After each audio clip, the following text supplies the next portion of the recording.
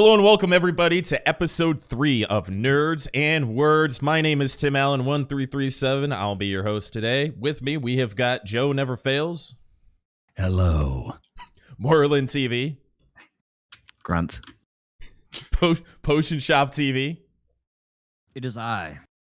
Today we're going to be talking about a couple different things, but mostly we're going to focus on the Heidel Ball. Was last night, this morning, depending on your time zone. Tomorrow, I don't know how all that works. So we're gonna just jump right into the Heidel Ball. Is that where you guys want to go, or do you want to go through some patch notes? Where do you want to start? Oh, let's start with our week first. Let's talk about our week, dig into what we've done, and then we'll get in on the juice. Who would like to go first?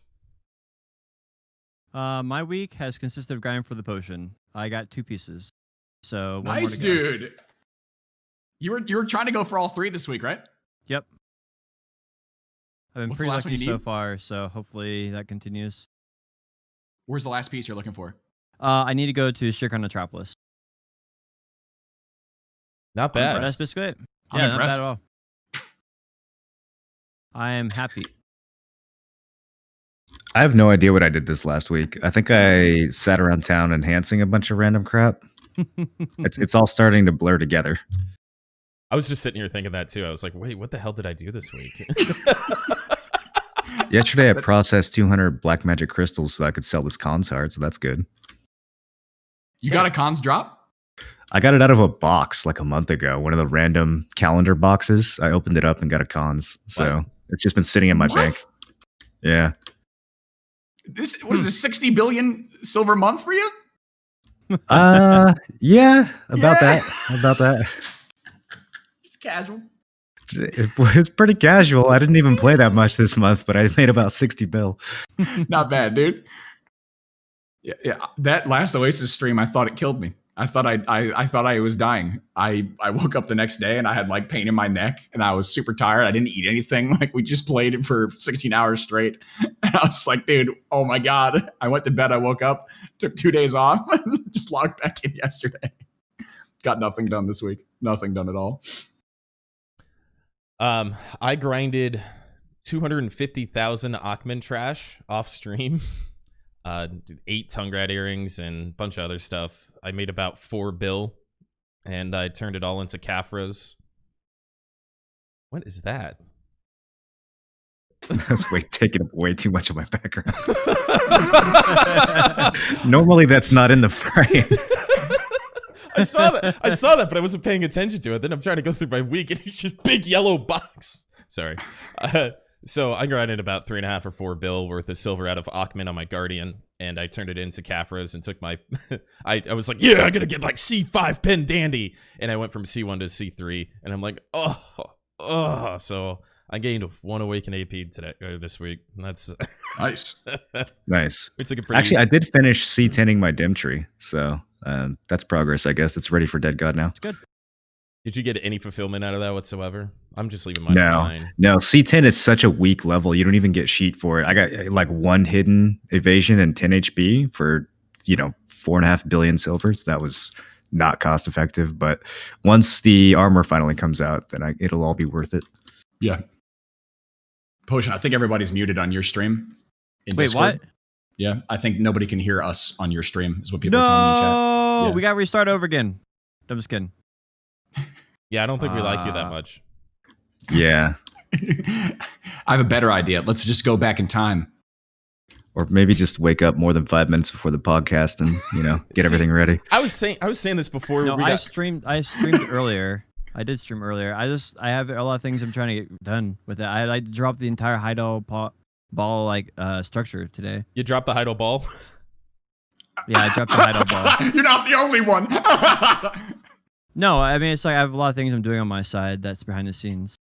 I was saying this before we went live about Joe, that he's just on like a different plane of existence, talking about hey, we could just go back in time. Hey guys, let's just go back in time. We're there. Who's with me? All right, we should probably talk about something productive. All right, So- I fixed it. Okay. Hi everybody on Potion Stream and YouTube. What's up, dudes? Welcome finally. I think we just For I people got listening nothing to the else, audio version, basically I didn't have my sound fixed, so you guys probably won't notice this on the finished product. But yeah, I decided to fix my entire audio for my stream. Episode 3, by the way. Yeah. Let's go over just a couple of patch notes real quick, and then we'll get into Cool. the Heidel Ball juice. So we have the horse renting system. I was initially like really unimpressed about this, but the more I think about it, for like the casual player base that wants like a tier 8, you get like 100,000 silver or something for doing it, don't you? What's the payment to somebody who rents out their horse? It's 100,000 silver, and if you cancel it beforehand, it's reimbursed, so it's not a money transfer system. Yes. How long are you able to keep it or rent it out? I don't know the time periods of it. You have to. It has to be someone for a I family. think it's name, a though. week at a time. Yeah. So maybe somebody who has a free-to-play account that wants a tier 8, on EU, something like that, would probably benefit from not having to suffer a tier 5 horse.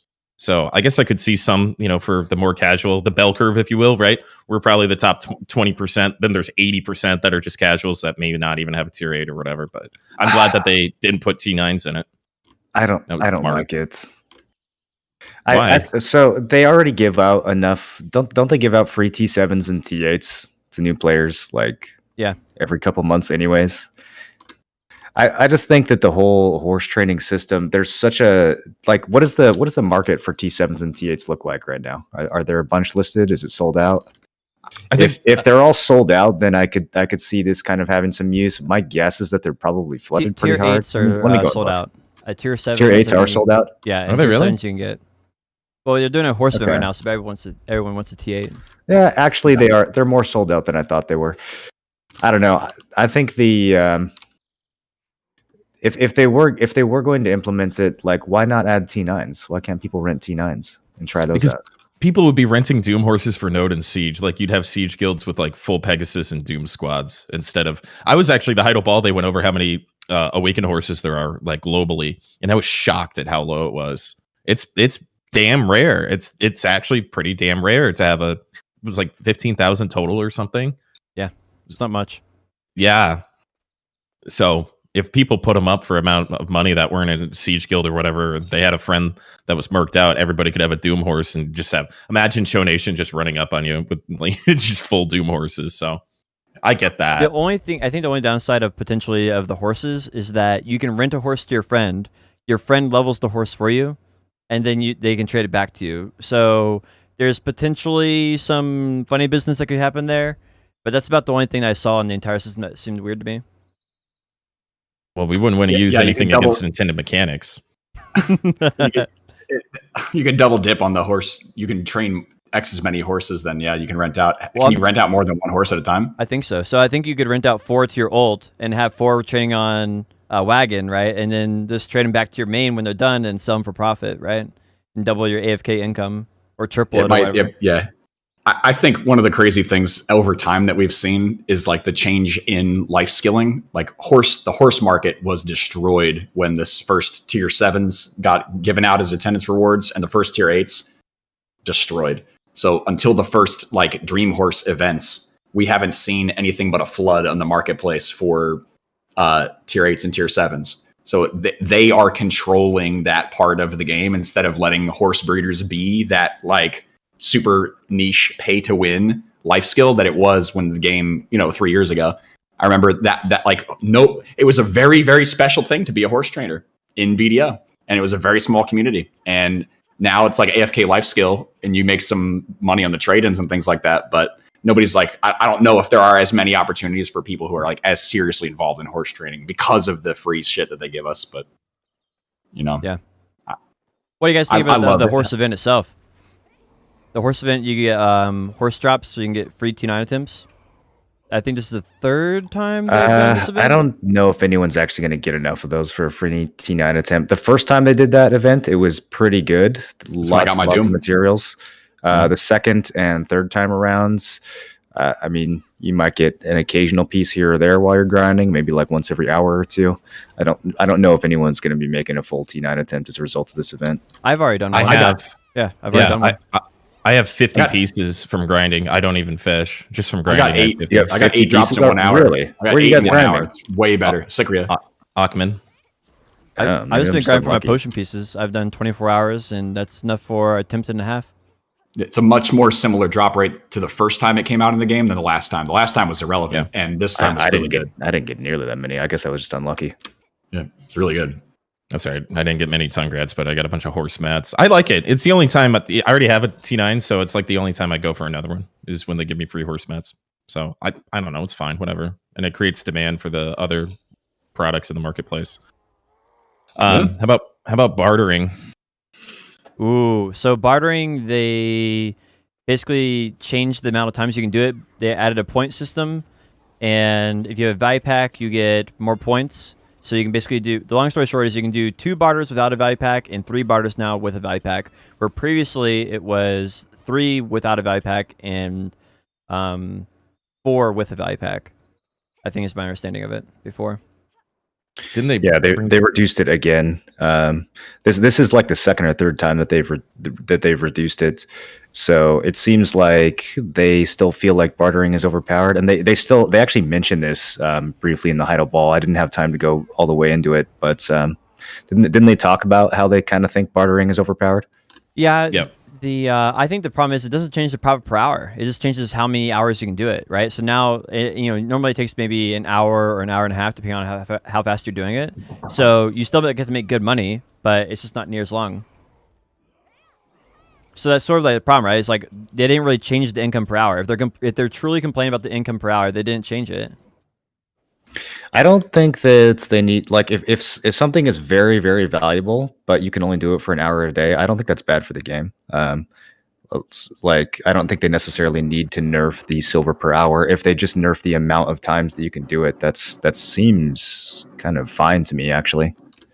Well, this is another topic, but we can get into another time. But I think like daily type things is something that I am opposed to, and limiting the number of times I can do it just makes it more and more feel like a chore. That's a daily chore, right? But that's another conversation that I don't. Not really if it's wanna really go into. rewarding. It's something like this. If you're doing something that's the best money in the game, but you're limited to do it for an hour, that's definitely not gonna. I don't think that feels like a chore. If it's something you enjoy doing, you're gonna feel like for that hour you're getting something that's really valuable. But yeah, I don't know. Yeah.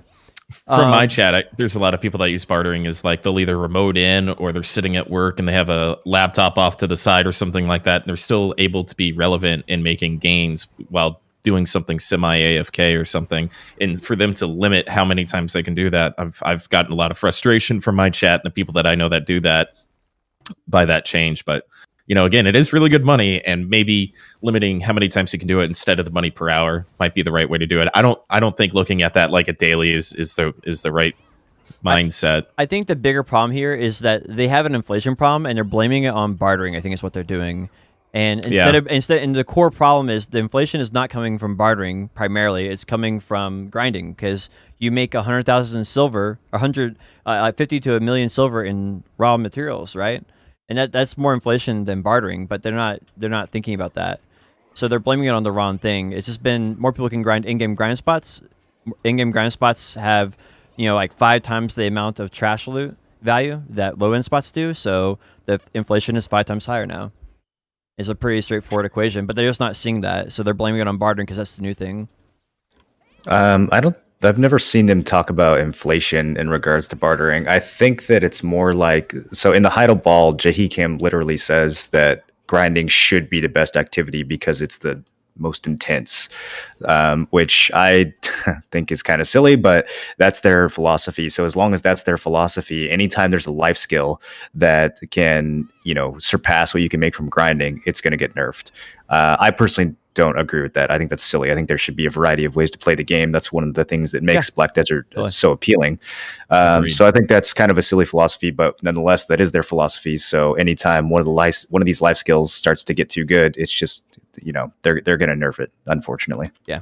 Well, that's what happened with like Imperial box turn-ins for cooking, right? They shut that shit down so fast. Sure. I don't know, dude. I think it's an interesting discussion to have. We can go on and on about it, but I do agree that to be able to make a lot of money grinding is really important, because you can lose stuff while you're grinding. You can also PvP, and that's going to distract you. And there's a small amount of PvP when it comes to other stuff, but when you're in a town, you're cooking and alchemy, that's another thing altogether. I think one thing that's really important to understand is that a lot of people are drawn to bartering because it is, I think, the highest free to play life skill that you can get involved in and continue to do with low effort. And that's why a lot of people are pursuing it. It's not marketplace sold items. You're not selling stuff. I don't on the know about marketplace. low effort. I mean, is it low effort if you have to spend 3 months like hardcore progressing your ship before you can chill and start to do like? I guess eventually it's low effort, but it's still the people who are really into bartering put a auto-pathing. shitload of effort into it. You're auto-pathing back and forth. Eventually, and you're items, dropping them off. auto-pathing. Eventually, you're auto-pathing after months of like from a the ton get-go. of. You have to make 30 to 50 mil an hour for 3 months, right? If you had to tell a new player, hey, you can't play the game for the first 3 months, you have to do this boring activity. You know, how many do you think are going to be excited about that? You don't have to start bartering at 0. You can get Oasis gear and you can get your suppressed gear and start making a little bit of money, upgrade your boat and start bartering and start kicking ass. Like it's not that difficult of a process. This is something I like to bring up often is all life skills, right? Like making Balanos meals, very front loaded, very low profit in the beginning. You can turn in other boxes and stuff like that, but you have to invest. Grinding. Yes, there's suppressed gear and Oasis gear to give you a little head start, but you can't just have 305 AP on a Guardian, go grind Cycria and make 200 mil an hour. You gotta kill polys for a couple of years first. There's time investment.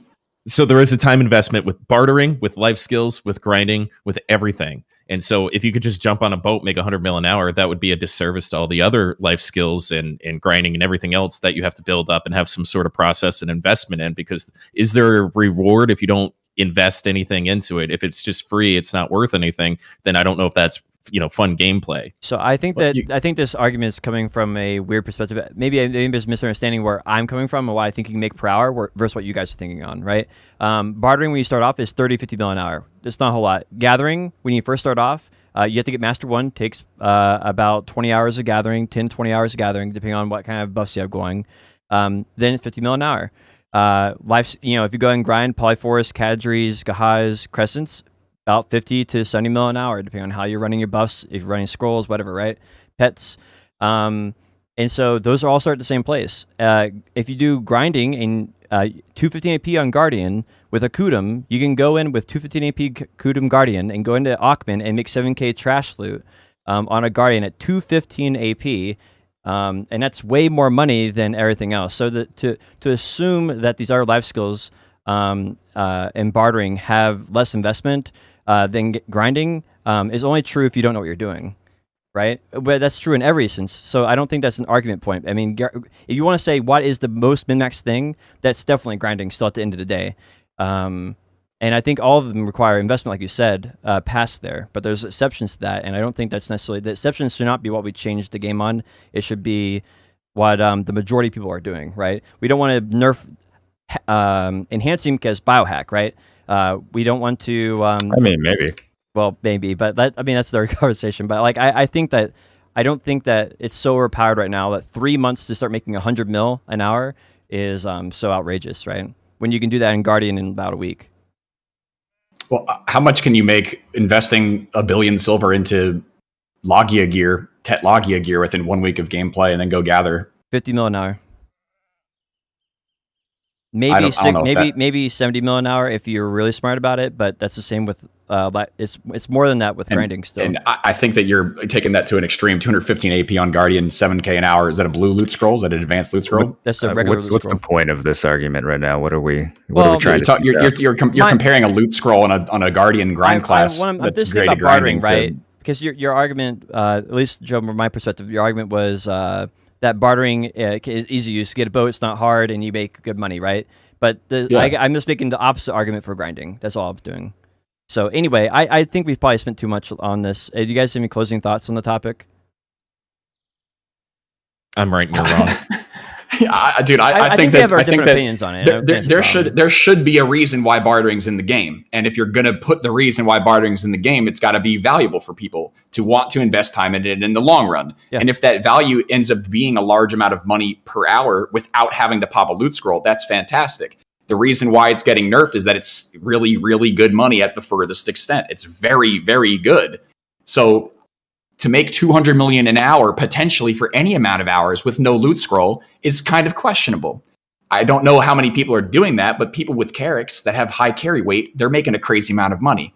It took me 3 years to get 305 AP to go make less than 200 million an hour popping a loot scroll in Cypria. So You make less than 200 mil an hour on your Guardian? yeah. Oh yeah. No way. You got it. You have to get a red drop. You have to get Tungrad earring. You have to get Tungrad rings to get 200 Bro, I got million an way hour. less AP than you, and I make significantly more than 200 mil an hour.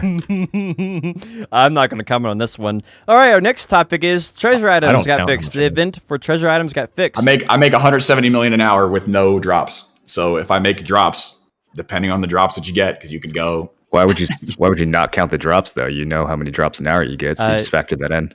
Would you guys say that If you Kadri's grind is for a 5 good hours grind and you get no spot? drops, you make 170 million an hour. Bro, that's okay. All right. Would Should you- we even bother talking about that?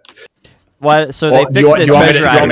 do you want me to face count? bombing, dude. Do you want me to count the 8 hours where I got 9 earrings and call that my average money per hour? Yes, it is called an average. That's what an average is, Right, so Joe. I What don't you do count is my you average- I don't take count my the average amount money of per silver hour over a based off certain of the amount of luck. time, and then you Yeah, I don't divide it count by the that. total amount of time spent, and that is the definition of average. Great. So do you count every hour you grind in the game and you make a mathematical average out of it? Yes, what that's what average is. Show me all the trash that you've gotten times the hours you've gotten and all the drops you've gotten. Show it to me. Where is it? Do you want me to bring it up? He has Yeah, show them. it He to me. actually has them. If you don't have that, why are you even making claims about how much money you make? You don't know how much money how you much make. money I make without the drops. That's what I talk about. It depends because that fluctuates. It's not the same thing. Oh, my It fluctuates. Chat, can you back me up here? Am I wrong?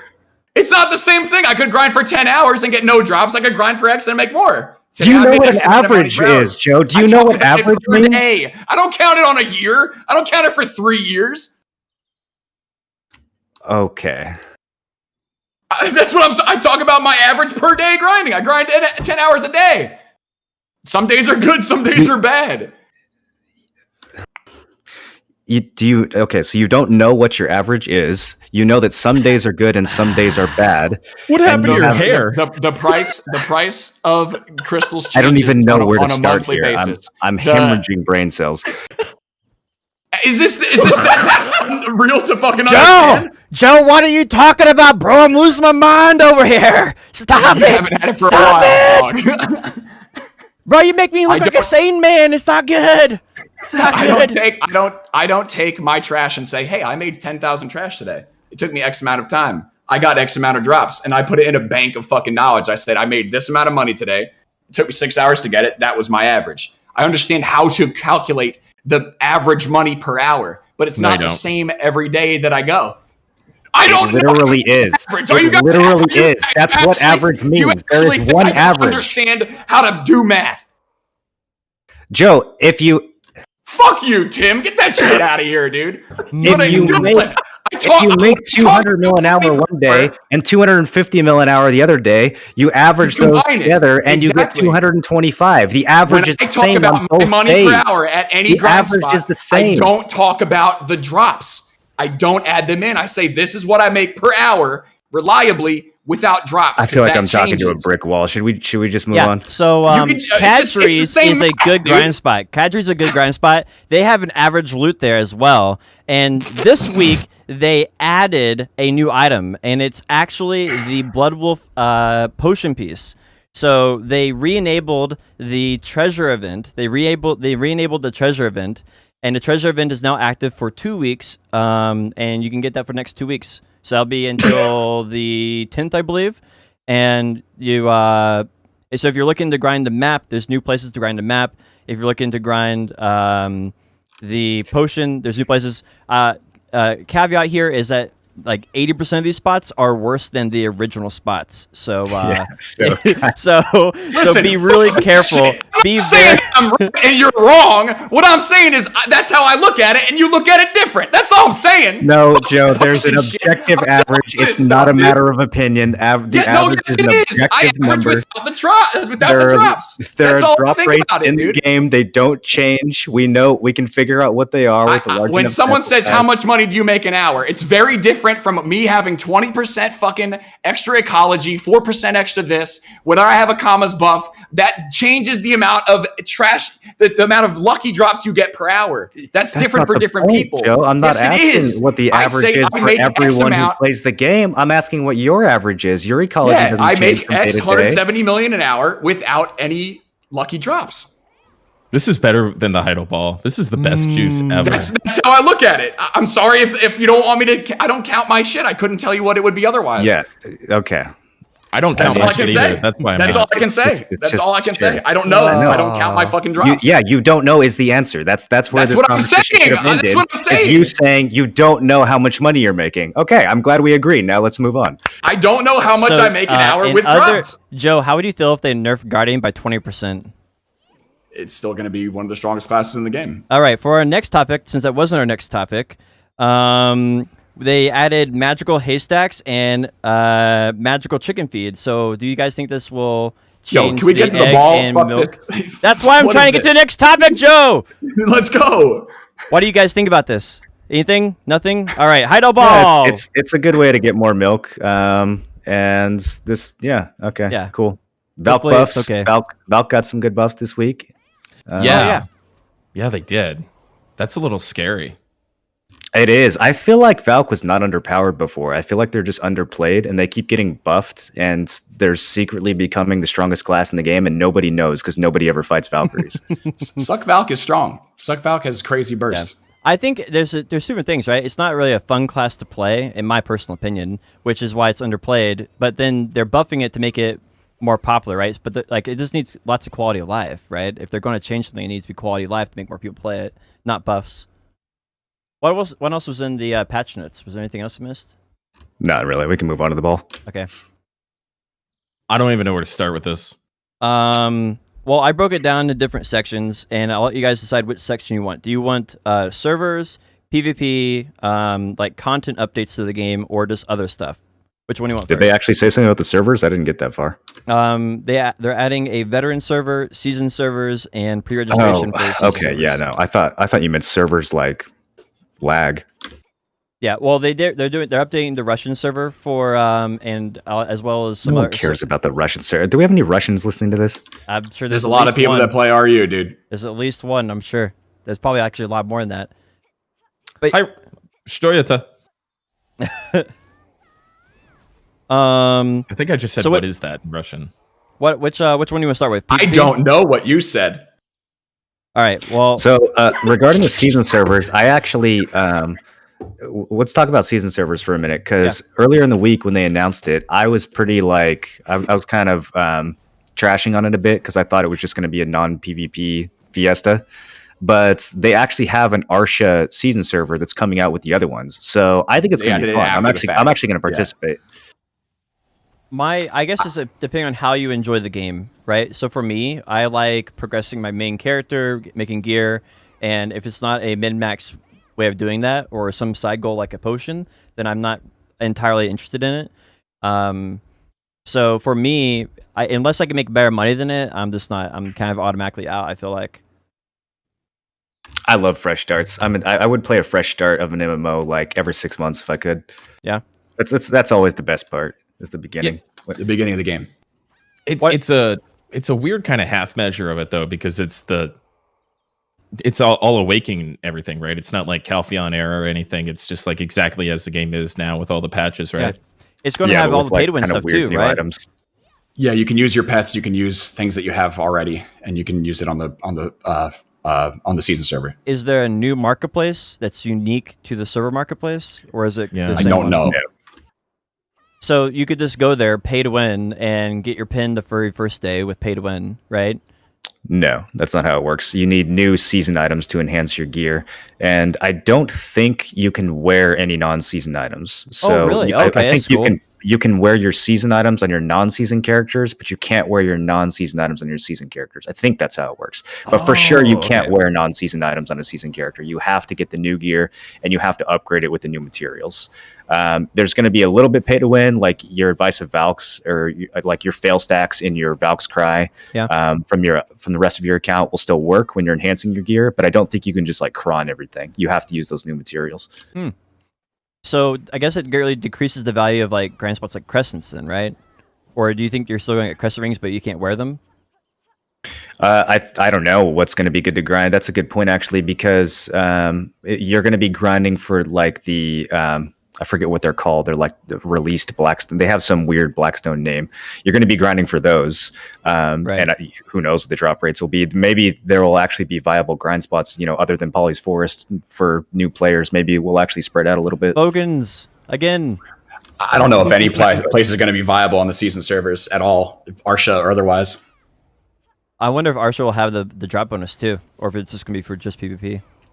You got how many servers are? I don't know how many servers are on KR, but you're talking about no PvP on the normal servers. Yeah, and then everybody else who wants PvP fighting over the Arsha servers. I feel like they'll probably do is it's gonna be great, half dude. the Olvia ones. Right? It's gonna be amazing. It's gonna be intense as hell. It's just I covered this for like 2 hours today about the season. I think this is an unbelievable opportunity for them to have actually created that WoW Classic type brand new server feel. Huge missed opportunity. Because what they actually targeted was making a more comfortable, low effort, daily quest based grind that will get you further than you would have on normal servers. But if you were to play the game super hardcore, you can go way further than you're going to get at the end of seasons. So for involved players, you're griefing yourself. And for less involved players, you're going to get nice stuff because you end up with a pen Kaposha earring or pen Kaposha ring as your choice. You get to take one piece of Tuvala gear, which is like you end up with a weapon or armor, I think. And that weapon or armor is character based, but the accessories are family based. And you also get 100 stack if you do the 40 daily quests. So like if you were a lazy casual player and you're having fun, it's a great introduction to BDO. But most of those players aren't going to be PvPing, so then they're going to get soft cap gear and they're never going to have fought over a spot. And they get dove into the game. So they're going to have more fun in that first 3 months, but what are they really going to transition into BDO? And they're going to be the next wave of Reddit crybabies. It's going to be great. I do think it's going to be a harsh transition, Yes. from going to a non-season server, especially if you're starting the game in the season server and that's your experience of it, and then you get to the rest of the game. I do think it'll be a harsh transition. Mm-hmm. But I don't know. At the same time, like I've heard from Korea that a lot of the season servers are really overcrowded in terms of people just griefing each other when there's no PvP. They just farm over each other. So maybe people will be looking forward to that not happening, when in the version of the game where there's 30-something servers instead of only 5. But we'll see. I think the epitaph of Black Desert Online is going to be, we were so close, right? That's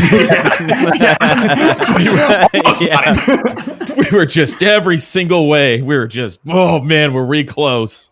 So I think I'll dive into it. I've been grinding pretty hard I'm not a huge grinder, right? I can't grind like Joe, and I don't have the zeal for the insanity of PvP like Moreland does, but I'm somewhere in between. And so I'll probably try it out. If it's not too crazy, then I'll probably fuck with it for a little bit.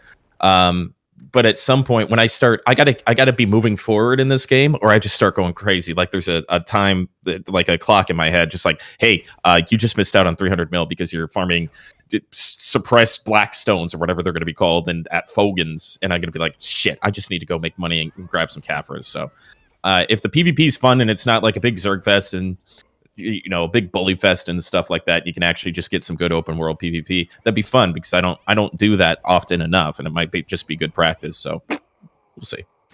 Now the other server that they have is they didn't name what it's called. They said there's a new type of server coming out also, and this one is going to be the veteran server. Is what I'm calling it. And the basic idea of this is that they're going to take areas like Red Orcs was the example they gave, and they're going to superpower them up on that one server.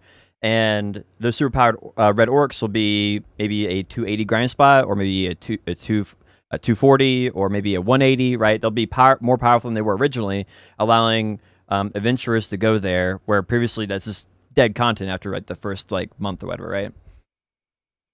This is really cool because we were talking about this with ESO earlier this week, that idea of one Tamriel in BDO for endgame players. So you can just go anywhere in the world and all the mobs are endgame, which is a really interesting concept. I think that's really cool.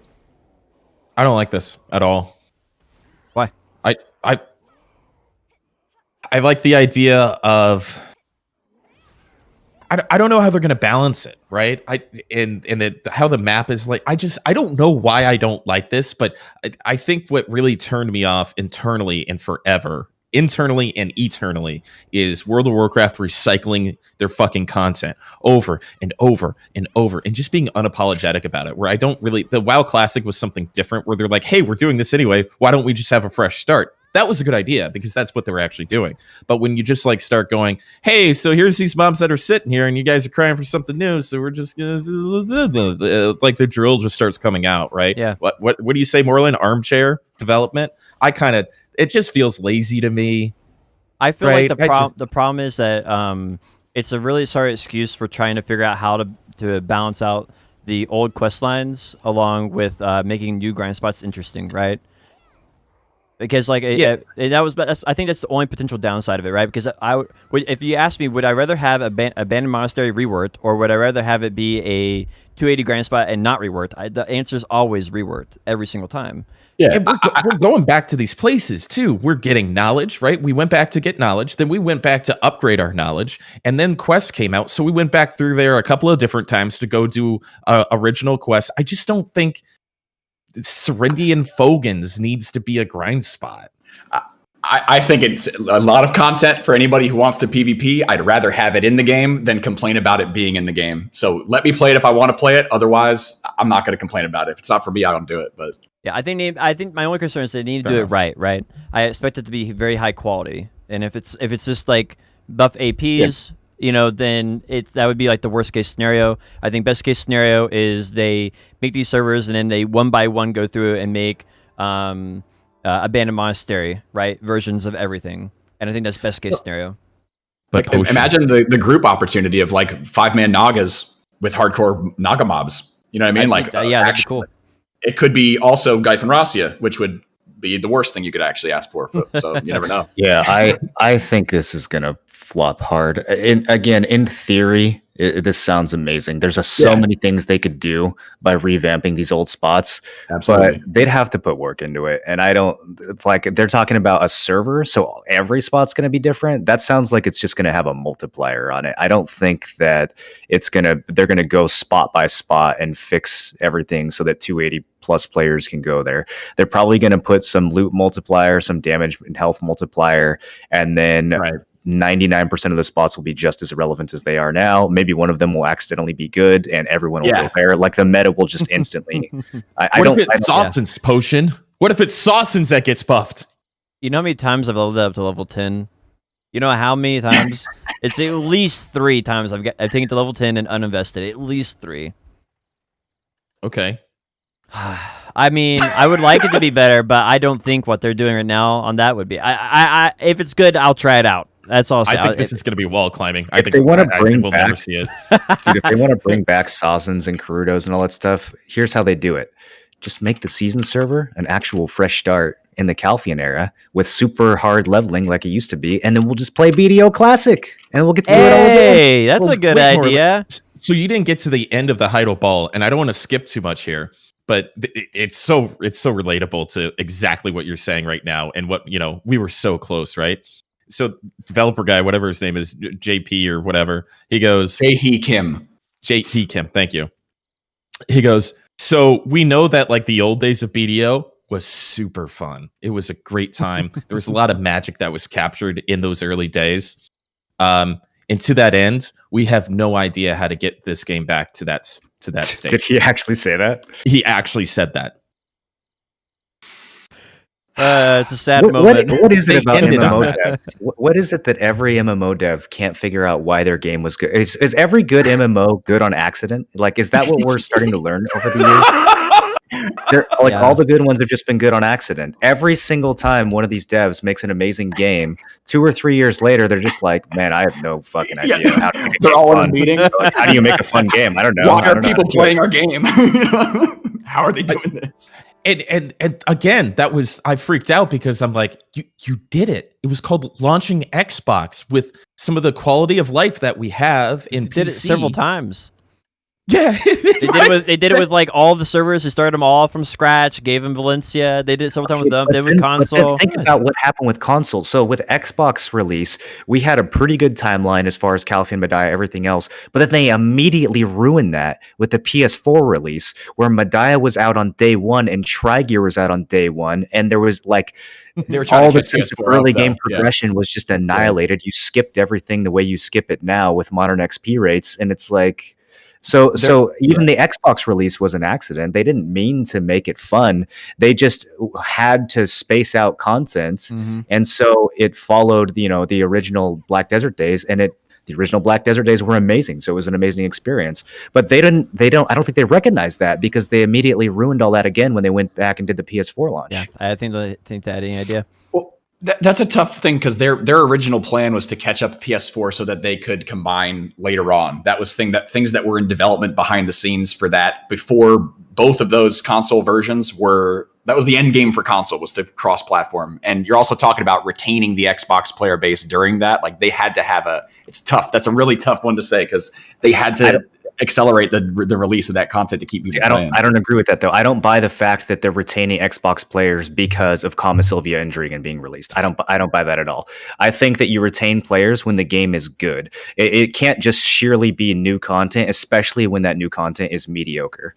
If it takes longer to get through your gear progression, like the gear progression in this game, especially in the plus 15 days, felt amazing. Your gains felt amazing. The pace of it was perfect. Like, I don't think that them releasing Drigan on Xbox is the reason that people are going to stick around.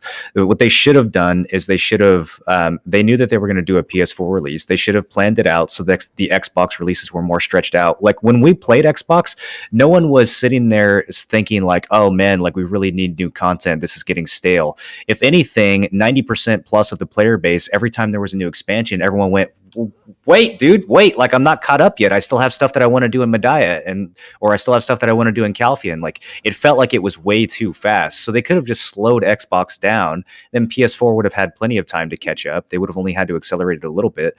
But for some reason, they're obsessed with getting all these new regions or all these new parts of the game caught up to the modern, like, Margoria, Kama Sylvia, Drigan version of the game, which is like, what I don't see what the rush is. Why is the most recent version of the game the best one? So like, Mike, obviously there's previous eras of the game that were, I would say, objectively better than this one. I have a guess why they're doing than a guess. that. I have a guess on that. So I think the reason they're probably doing that is because they don't have as much manpower, and so if you don't, if you have to maintaining a PS4 version, an Xbox version, a PC version, a Korean version, a Global Lab version, that's a lot of different versions. Not meaning, how many are there out there, right? So I think they're trying to get everybody on the same patch, because then they only have to have Korea, Global Lab, and everyone else, right? And I think that's just it. I just say manpower and save money.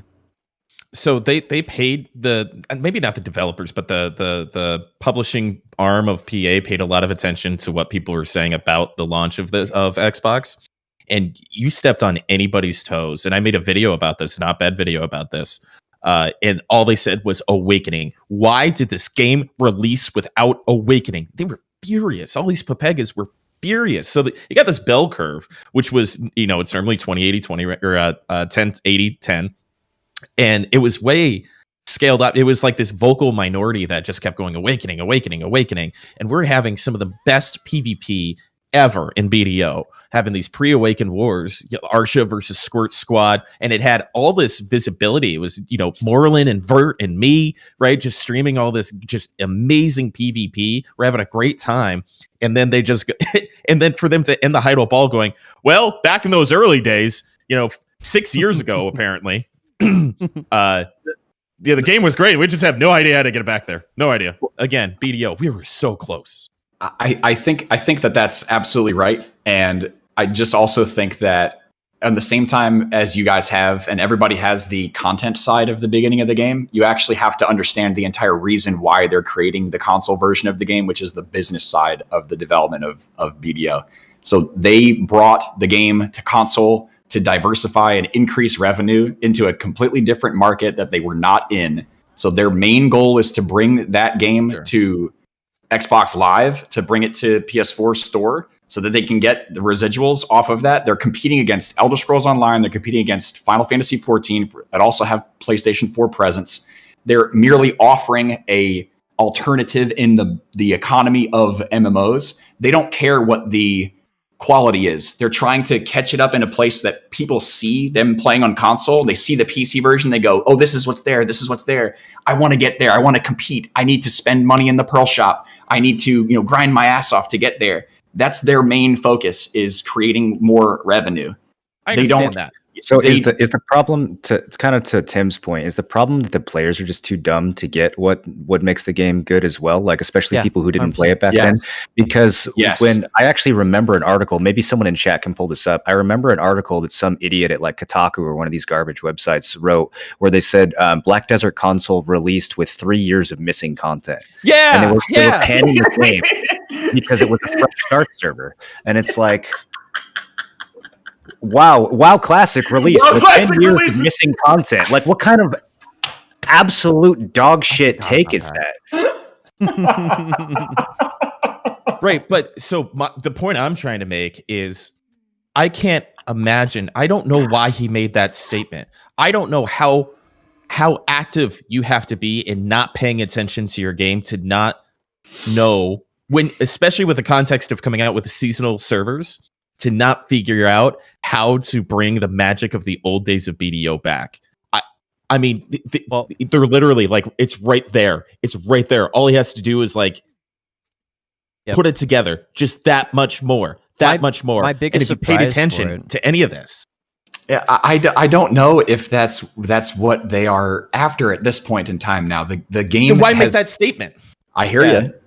I think it's nice to say to players, but I don't think that they care. That's the difference. Is a lot of the stuff that gets said in the Heidel Ball and the Calcium Ball is great to say to players, but I don't think that that's really the priority. I think that they're basically advertising to players when they're doing that, and when then they go to investors and they tell the investors exactly what they want to hear, and then they go to the workers and they say we're definitely going to give you more snacks and more breaks. We're going to work out more time off, and like they're just trying to sell to every person that they're going to, and so some of that stuff is a lot of fluff. Like the biggest surprise to me is like, hey, like we've been playing a game, and it's really insulting that you guys think we don't play our game. Like, oh my gosh, like it's like there's two of us. There's two. There's no way you're playing your game, because if you did, you would have made the comment about how we don't know how to get back there because we did it on console twice, right? I don't know. This is like it's obvious that they're maybe not. They didn't play console. Maybe the problem is that they do play the PC version and they've been playing it so much that they forgot what made the game fun. Maybe that's actually part of the issue. Probably AFK fishing and training dummies, and they're level 65 from training dummies. And I think you guys music composition. I think you guys are a little too harsh on them when it comes to this stuff. Like there's this idea that the people at Pearl Abyss are just after money and they're just like lying to everyone cynically. I didn't get that sense when I met. I didn't get that sense at all. I agree with you on that. Especially on nights where we were out like drinking and the truth started to come out. Like I definitely got the sense that the people who are leading Black Desert Online are very passionate about what they do. They don't have to be doing things in the way that they're doing them. I think there's just too many cooks in the kitchen. I think there's too many opposing opinions at Pearl Abyss. There's too many people who have power or have say over things they shouldn't have say over. And because of the Korean politeness culture, there's a lack of critique that happens internally where people can't turn to their superiors or their managers and be like, hey, this is a bad idea, because there's sort of like an excess of politeness in their culture. Yeah. And I think that's a big part of why, good ideas kind of don't rise to the top as quickly as they should. I also think it's a big like the biggest analogy I can make is like some Disney games and EA Sports games and things like that. Like EA can make a franchise game over and over and over again every year because they know it has a fan base. They know it's safe. They don't have to take that risk. So when you're talking about a company that in 2015 didn't even fucking exist, and now a company in 2020 makes $500 million a year. There is a big business that's attached to this. This is 1,200 employees. Like they can't necessarily always afford to take those risks for, hey, let's go make let's go try to make the magic of the beginning of this game when we know that there's this much that's working already. Let's just fine tune this. Let's attack these things. Let's keep, preying on cash shop, etc. Like there is a business that has to grow and has to go. I think that can change when the new games come out, but that's another equation. That's another thing for a year from now. But when they start making revenue from Crimson and Doki V and Plan 8, then I think that allows them more of the creative freedom that they want to put into the game right now because they've diversified revenue in big ways for the future. Hasn't that already happened with mobile, though? And it's interesting because there's so many lessons that the mobile devs seem to have learned from PC that the PC devs haven't learned about PC. Like that's one of those things that just seems baffling to me. And again, I think it comes down to almost like the social structures over there. When you have a separate team, the mobile dev team, who finally has the freedom to implement good ideas, we get a very, very polished game with like no baggage and very, very little antiquated design in it. But at the same time, the PC version is still making the same mistakes over and over again. And it's like, okay, so somebody learned from this mistake, but for some reason they can't apply it globally across the company. There's still people in positions of power with bad ideas that, the mobile devs have to be on a completely separate dev team to actually get things done. It's I don't know. It's very interesting. So I would like to wrap up this conversation topic. So I want to say one thing that I remembered on it, and then get your thoughts on it, and then have like last words on it. So Jay said in this conversation that we're trying to balance what Pearl Abyss wants and what the players want, right? And I think that speaks true to what his problem is right now, right? The Pearl Abyss pushes objectives like, hey, you need to release a new class, a new area, more pay to win, some of these things we don't like, right? And then the players are saying, but we need this type of fun things in the game. And so there's like a give and take there, I think, that he's struggling with. And there's been several times, this I don't know the exact numbers of this, but they basically, after they did the balance changes, right, and everybody hated about 2 years ago, right, that was almost the exact month for the start of the development on Crimson Desert. So it was like, and then that was led by the guy who made Pearl Abyss, right? He's like, hey, I don't like the players don't like the balances, like they're all mad about PvP, we're just going to give up, throw up our hands, and we're going to make Crimson Desert and it'll be the perfect PvP game, right? I mean, I don't know if that's going to be a true statement or not, but like it seems like they just threw up their hands, they took a portion of the Black Desert team, started working on that, and grew it after they took whatever they took. And then again, we know for a fact that the guy who made Shadow Arena was part of the Black Desert team and had about a 50 to 80 man team, and that's all been divided off now to make Shadow Arena. And so Black Desert, I think, has been. That's not true. Who do you think made Who do you think made Shadow Arena? That's not true at all. There's a person, misinformation shop. There's a person inside. They came out with a full Korean post on it. About the person I know who he is. I've met him twice. He was working on console before Shadow Arena. He did not have an 80-man PC team. So nobody has an 80-man PC team. The projects he worked on beforehand was console. Then he worked on revamping the storyline for the game. So he worked on reworking. Can we get some real quick facts out here? He was the developer that created Savage Rift for us. Let's just throw that out there first. The main developer of the Shadow Arena standalone game was the creator of Savage Rift, and he's a homie. And shout outs to my dog. I'm not sure if that's true either. I think you're mixing two different people. No, they're talking about Shadow Arena. They had a standalone game. Not the creator of Shadow Arena, Joe. I know who you're talking about. That was one of the Shadow Arena. The main developer was the guy that did it. He wasn't the main developer. Anyway, my point is that I read an Invin Global article. How they introduced us. I read an Invin Global article about this, about the guy developing Shadow Arena after they did their Probus Connect event, right? And it talked about he worked on the revamping the storyline in Serendia, Caltheon, and Belanos, and redoing it in Medea. He got pulled off the project for Shadow Arena. That's why the Valencia storyline never got revamped and never got finished with the whole thing. And so he made Shadow Arena, then get pulled off with the people that were working with him onto the Shadow Arena standalone team. And so that, anyway, the long story short is that basically like pulled a portion of people. My point is that they pulled a portion of people off of Black Desert, and so then they have to fill that in with fresh blood, right? So then, Black Desert's basically starting I just think from there's scratch. not really sufficient evidence for any of this. It seems like kind of just the team changed, but I don't know where they went and what they're doing and who's working on it now. But the team did change Yeah, it's changed significantly At over the that years, point in right? time. And I think that's been one of the biggest struggles as Probus has grown and people have gone different places in the team. I think it's been really hard for them, right? That's my bottom line point. You can pull whatever evidence you want to support whatever, but I think that's what I think they're struggling as a company to grow and keep good talent where it should be, right? Which is on Black Desert, which is what they're making money on, right? Whether it be mobile version or PC version. I don't think they're struggling to grow at all. They're amazing. They're doing fantastic. growing. They're making an probably growing unbelievable amount of faster money. than any game development company in the world right now. Yeah, they're and growing that's insanely fast. Do you see the difference between like hardcore player base when Tim says, we just got so close, we came so fucking close, but like they're doing well, like they know that they're doing well. So it's like, what do we look at? I'm having a hard time conveying my thoughts on the subject properly. I wish I had a better way of articulating it, but my English is so bad that I just speak gibberish half the time. So I apologize. We should move on to another topic. We have a lot more to cover in the Heidel Ball. I think it's okay, dude. Yeah, it's okay. So I want to move on to the next topic. Let's do PvP. Tim, start off with your wonderful questions that they answered. All right. So what were the questions for people who don't know first, and then how did they answer? So I saw this part. First thing I saw today was 10 people in my chat. You see what happened with Tim, man? You see what happened with Tim, dog? So they gave us this video of Sherna, and it's unlisted, and he's like, "Hey, everybody, congratulations on the Heidel Ball. Good luck with everything." And that was the video that they gave us, is like, "Hey, if you want to ask a question, this is like the format that it should be in," or whatever the case is.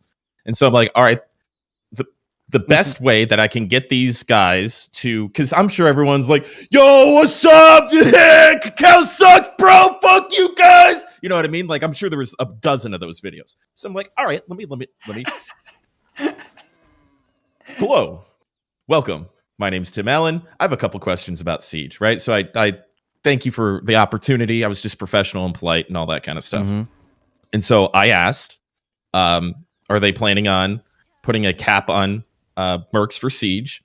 And basically 2 questions combining, right? HP was the increased HP for Siege the right way to go after time to kill? And would they possibly just reconsider altogether the wound mechanic when you leave a territory? Right? Snake without HP and Filter being at 0 HP for Serendia and all that kind of stuff. And so the answer was something related to, like, you could tell that I thought they were pre-vetting these questions because we had to submit it a week beforehand. And so I was worried that like they just wouldn't talk about Siege. They wouldn't put my video up. I was pleasantly surprised. But then he just looked like he like forgot to wear pants to this thing. He like freaked out and started talking about the node war changes that he was envisioning from previously. And then it was barely translated. And then they just went on to, "Hey, can I use my keyboard as like a MIDI device, as like a piano or something for Shy?" And then there was like a 10-minute fucking answer for the Shy keyboard thing. And I lost my fucking shit. Yeah, you did. I don't think they even translated your question. Like, I think they kind of half translated the first part of it. That clip really bothered me because it's like they seem to not understand how important this stuff is. Right. Sherna and Trent, their immediate reaction to the question was, "Oh, that's really long," and like, okay, I get it. Like maybe the second and third part could have been, maybe it could have been a 2-part instead of a 3-parter. But like, we thought that they were going to look at these questions beforehand. So the length shouldn't matter. They should, they should just read it. And then even if they only answered part 1, that would have been good. Right? They told me to send a 1-minute video. It was 56 seconds long. If they wanted it to be 30 seconds long, I would have sent a 30-second long video and maybe just asked one question. They didn't say ask one question. They go, "Give us your most heated questions." That's what it said. That was the direction. And I didn't do that. I asked about Siege because I've been screaming about this shit for well over a year in the partner Discord, on my stream, on every podcast, every platform I can get on, to fucking put a cap on mercs and Siege. And so here's an opportunity to talk to the developers directly. It's like, well, now other shit's happened, and I really care about this bullshit HP thing. So I got to wrap it up. I got a minute. I can suck their dick for 30 seconds and ask 2-3 questions, right? Real succinct. And then they've got a week to translate it and come up with an answer. And instead they just go, "Let's get back to Shies." Yeah, and I mean, I really want to drill down on this because this isn't just about like Tim and Tim's questions. The question of caps or a merc cap in Siege and the question of the HP system that we have right now are the two most pressing, other than like lag, which everyone is always an issue. Other than that, these are the two most important issues to the Siege community right now. No matter who you ask, no matter what guild you ask, these are the two issues that have needed to be addressed for a really long time, especially the merc thing. The merc system has just been so bad for the Siege scene. There's like 5 guilds left. There's no incentive to make a new guild. Like everybody can just merc out. There's so many problems with it. And like to have Trent and Shurna listen to those questions and just be like, that's really long. That's so fucking BM, dude. That's so out of touch. Like, yeah, the question was kind of long, but these are the questions that everyone wants the answers to. Like these are the top 2 issues. You can't just brush it off. I can make and myself look like an asshole if they actually play the game. Like those two guys should know that. Yeah. I can make myself look like an asshole without their fucking help. Like they just, why fucking play it and then shit all over me? Like, honestly, fuck you. I went to bed so goddamn angry over that. I saw the clip originally and I looked at it and I was like, oh, Tim's pissed off about something. Oh, here we go. And then I watched the full breakdown of it and I go like, wow, like that's just a perfectly justified fucking reaction when you're talking about a person that plays this game that seriously. Yep. And it's so wild because the 1 to 5% of players that play this game harder than everybody else are the ones that are involved in this one question alone. And you've got the 95% of other people that play casually. And it's, you got to take care of those people that play this game competitively because it is the most exciting PvP open world fucking large scale game in the world. You have to fucking take care of it. That's why everyone else is working, right? Everyone else is working hard to get to where we're at. And if it's not worth their time, then it's a huge demotivation, right? Okay, so real quick, I just got a DM from one of the Korean players who said that Jae-hee Kim actually did say that they were going to reduce the number of mercs. Did that get translated or did that get lost? Participants. They said we are considering the amount of participants or something. Yeah, yeah. It was poorly translated and it was just walked all over. This is a good transition into the next topic. So they talked about revamping node wars and how that works. The way it's going to, like, this is the rough example that I got from it. Maybe you guys interpret it differently. That they're going to think about changing what kind of people, how many people can place on a node, right? Participants. And then they're going to talk about, like, if you take Sawsons, then maybe next week you can take the node for Elric's, and then next week you can take the one for Helms, right? If those are all different nodes, you can kind of go in a line and then own a section of a territory, but they have to all be connected. And that's what their kind of vision was for node wars. Which and it's basically if you're new, then you get to place anywhere is sort of the idea. And I'm not really sure how this is going to work, but that's kind of the idea that I heard from the presentation. What do you guys think? Any rework to Node War at this point is just a big like Band-Aid. It's just question mark. That's kind of just what comes to mind. Like they've reworked Node Wars several times in the past. All of them have been failures.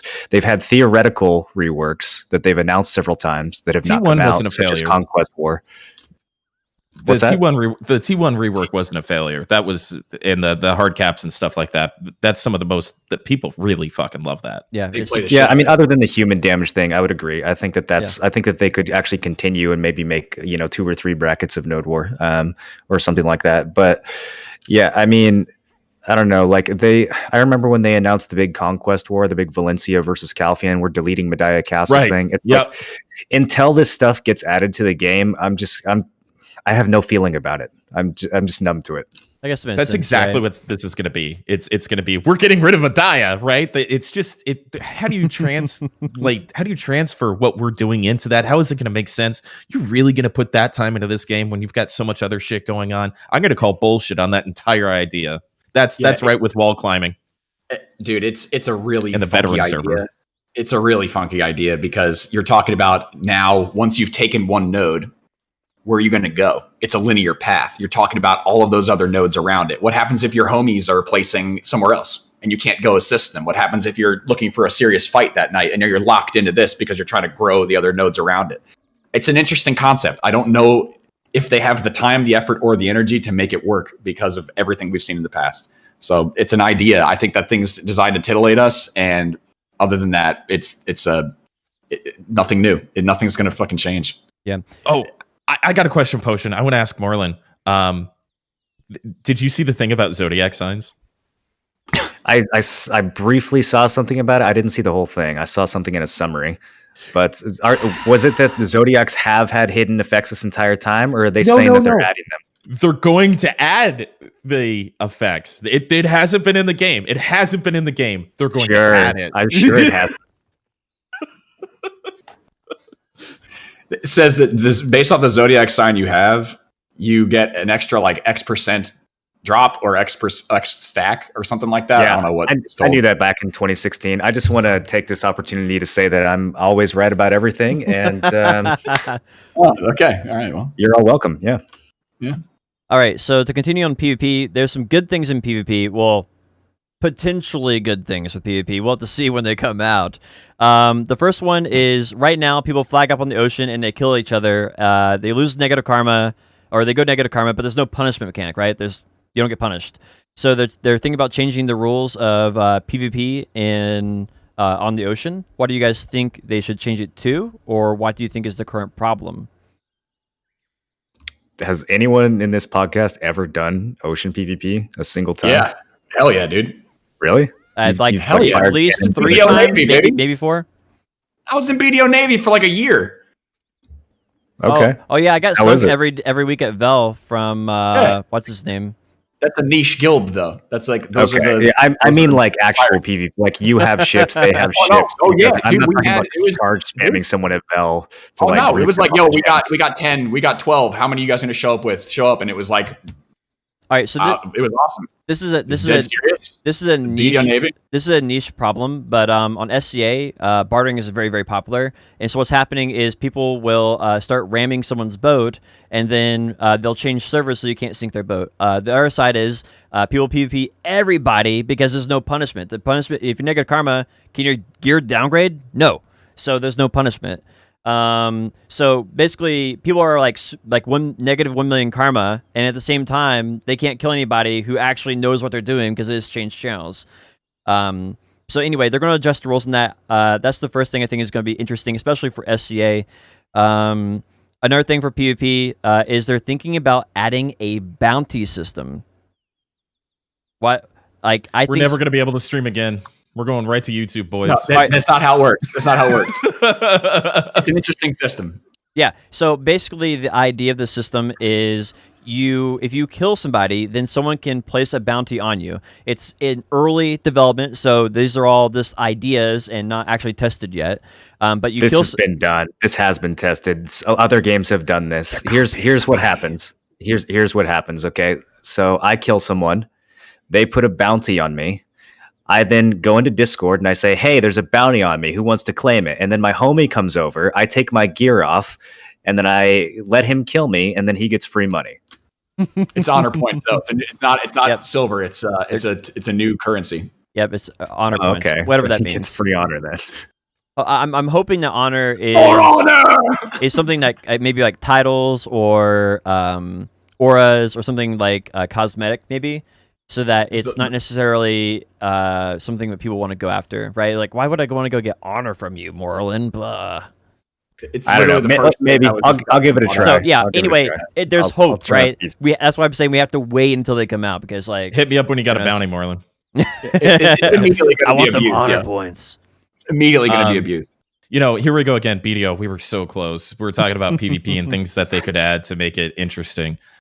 Literally just take exactly World of Warcraft's queue up arena system, put it into the Arena of Arsha map, and just do exactly what they have. Just unapologetically copy it. That would have been one of the best announcements they possibly could have made. Or the BDO mobile arena. Put that into PC. Holy shit, right?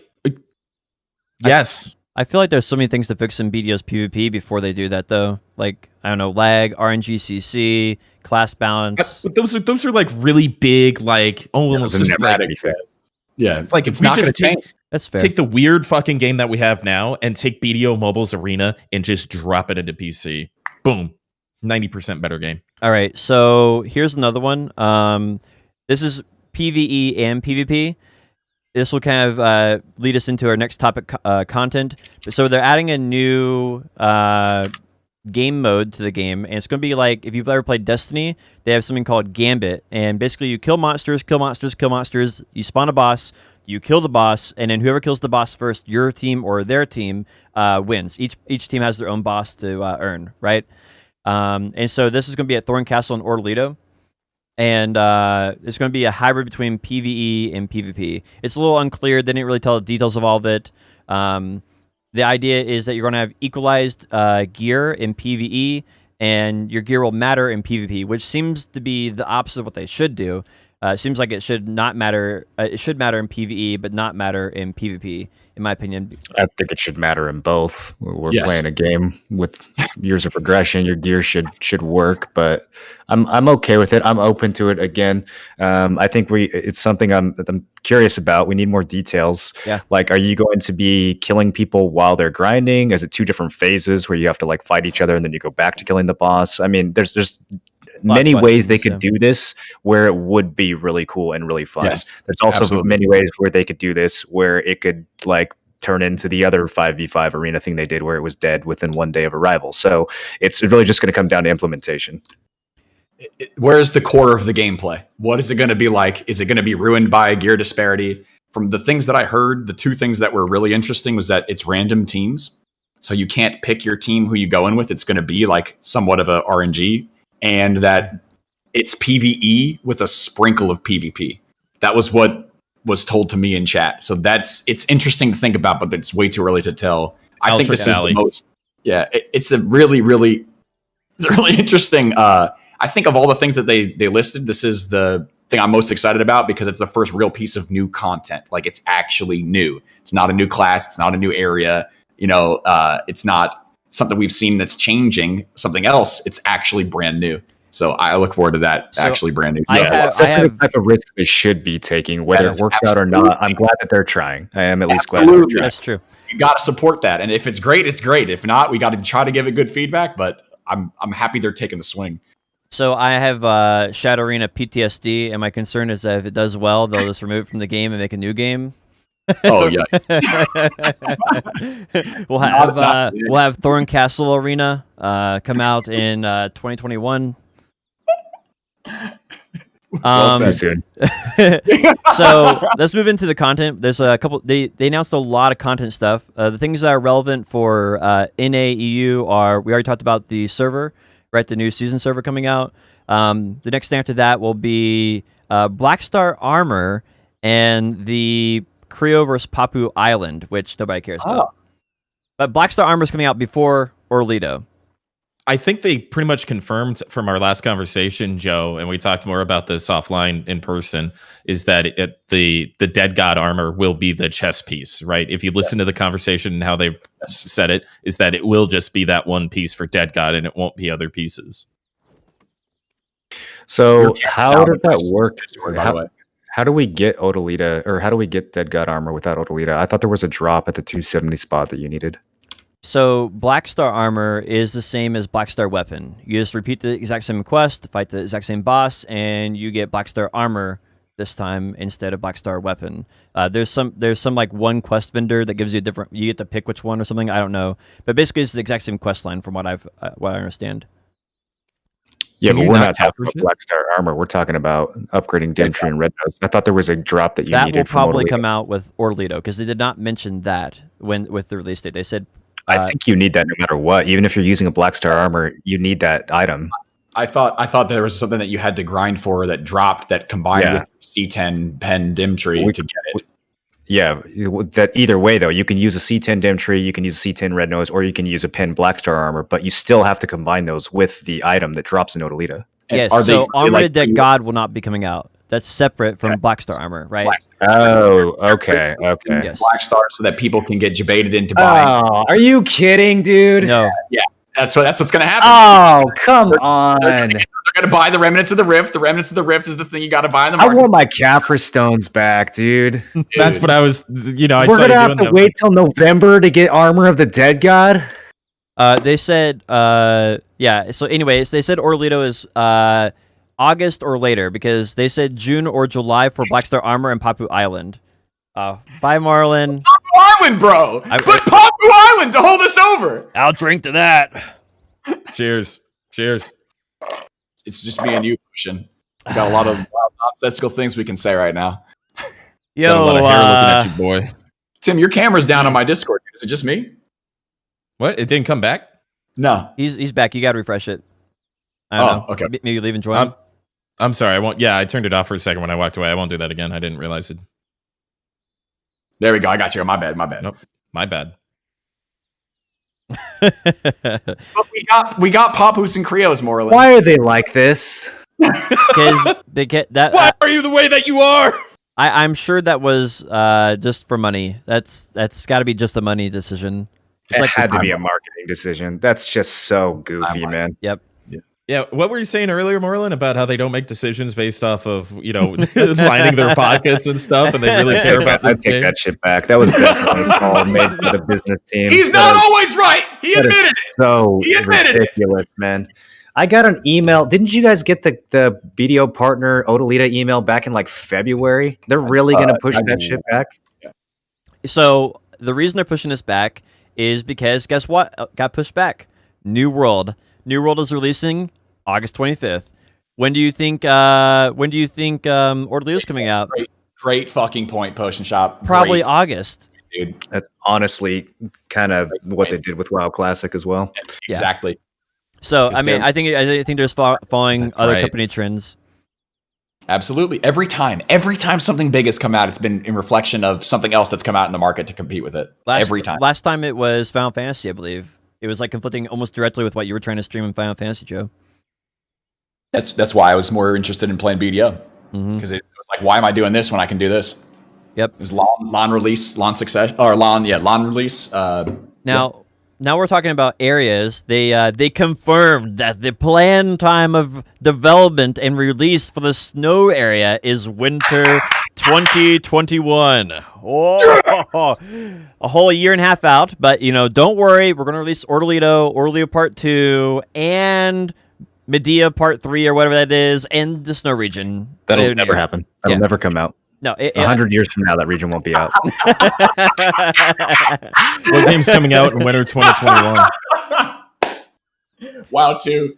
So I think what pisses me off about this is that there was like low-hanging fruit, like going from Succession to Awakening, and a couple of different. I'm sorry, it was a long night. I don't remember off the top of my head, and I was too angry to take physical notes like you were, Potion Shop. But they have a target date where they know this new territory that's probably just pencil sketches is coming out, but they don't know all these like really easy quality of life things that we've been screaming about for months is going to come out.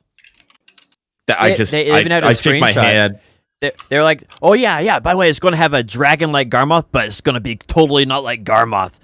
Oh, yeah. It better fucking not be. Ice dragon. Lagging like Garmoth. Oh, yeah. Lagging. But wait. A dragon that creates lag. Oh, lagging. But wait, there's more. Above Valencia, where the new class Hashashin is coming from, the land of demons is set to come out even after winter and beyond.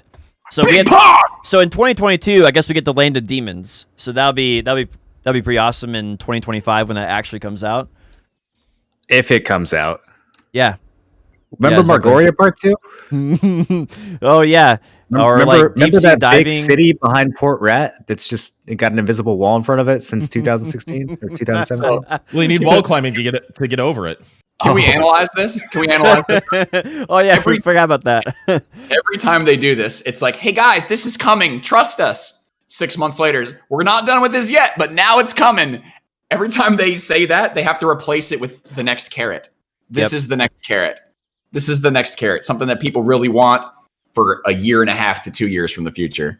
All right, so this is actually now we're talking about the Lane of Demons, so we can bring it back around to actual content that's going to be coming out. And what a lot of people want to know about is the new class. All right, so they dropped a lot of information on this new class. Moreland, take it away, please. How many new abilities did they reveal for the new class?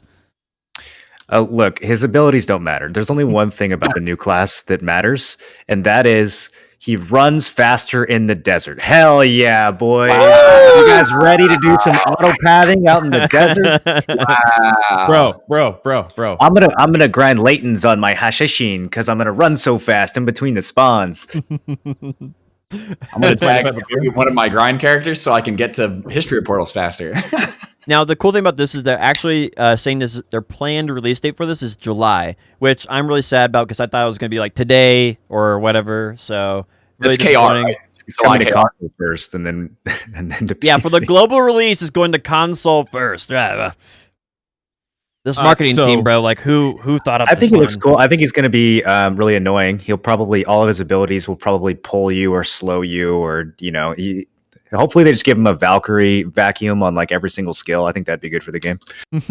So I've moved on from male Sork because that's just what people typed off of looking at his butt.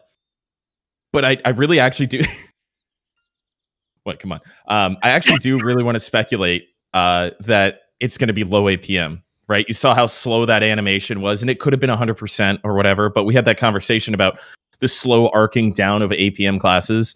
I really do think this is going to be another low APM class. That'll be a serious disappointment.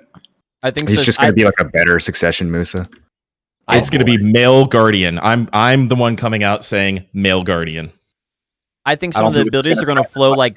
I think this is how I think it's going. I think it's going to have a combination of ninja type abilities, lawn, and the abilities will have an appearance of like magic type stuff, like a sorceress. No sorceress abilities.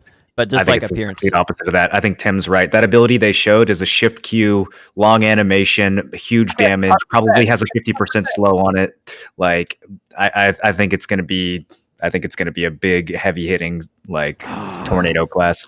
I don't think he's gonna have any, animation cancels or with the power of the gods hitting tornadoes at people. As long as he runs with his arms behind his back like this, I'm fine with it, dude. I want his 200% to be a full-on tornado that sucks everybody up and throws them out like a sorceress. The opposite of a Sork ball. Just sucks them all up, just throws them everywhere. I wonder if he has a skill to teleport me into Last Oasis. That's what I'm interested in. I'm done, dude. So there's one more thing for content. They said they're going to be doing new horses that are themed from the Port Rat and Hasso area, whatever it's called. So 4 new horses. They're not supposed to be dream horses, but they're supposed they're supposed to be coming from the new continent. They're 4 new horses. They're going to have new unique skills. So I guess like the Doom horse has like 2 unique skills, but maybe something like that. And they said they're going to be reworking horse racing, which I'm pretty sure no one will care about. What? Other than Tim. Sorry. You fucking take that back, little man. Well, I mean, Tim will care about it. And probably we're getting horse races and using our keyboard as a piano for shies. I mean, this is content, man. This is going to be a mandatory guild activity, isn't it?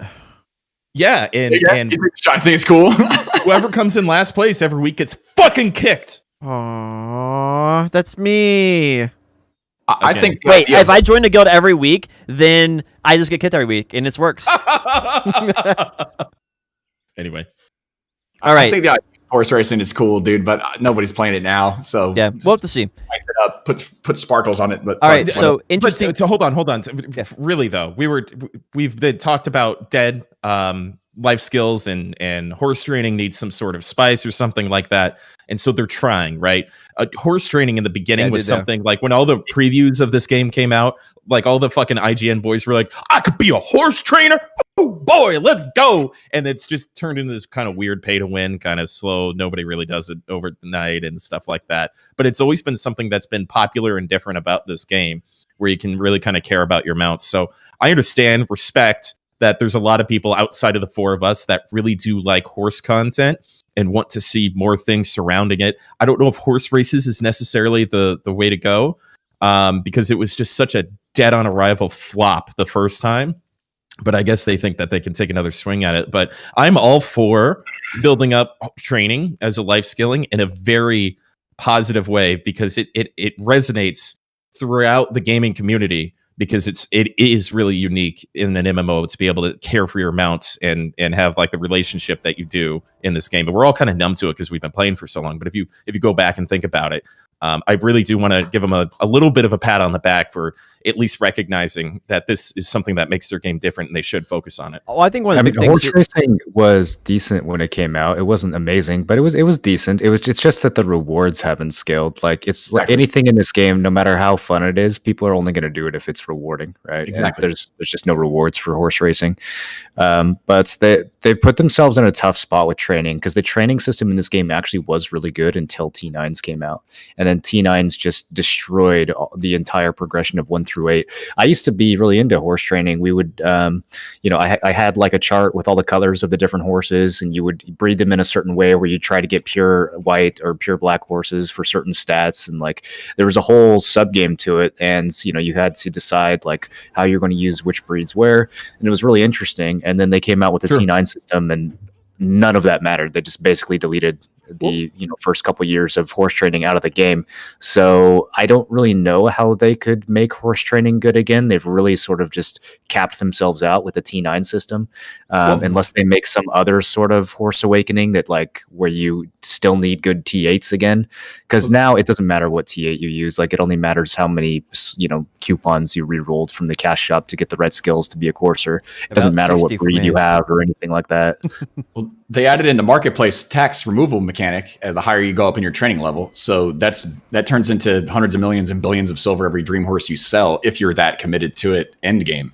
So I think that if this horse racing thing allows players to get the reward of more training EXP, if they make it a reliable, repeatable reward for players, that could encourage people to eventually do more training. But if it's going to be a mini game that gives you nothing, it's got to be done right. It's got to be balanced and it's got to be scaled so people decide that it's worth doing. Because if you get up to Guru 1 or a horse trainer, which isn't impossible to do, but if you take the time to do it, it's basically impossible to get Guru horse trainer.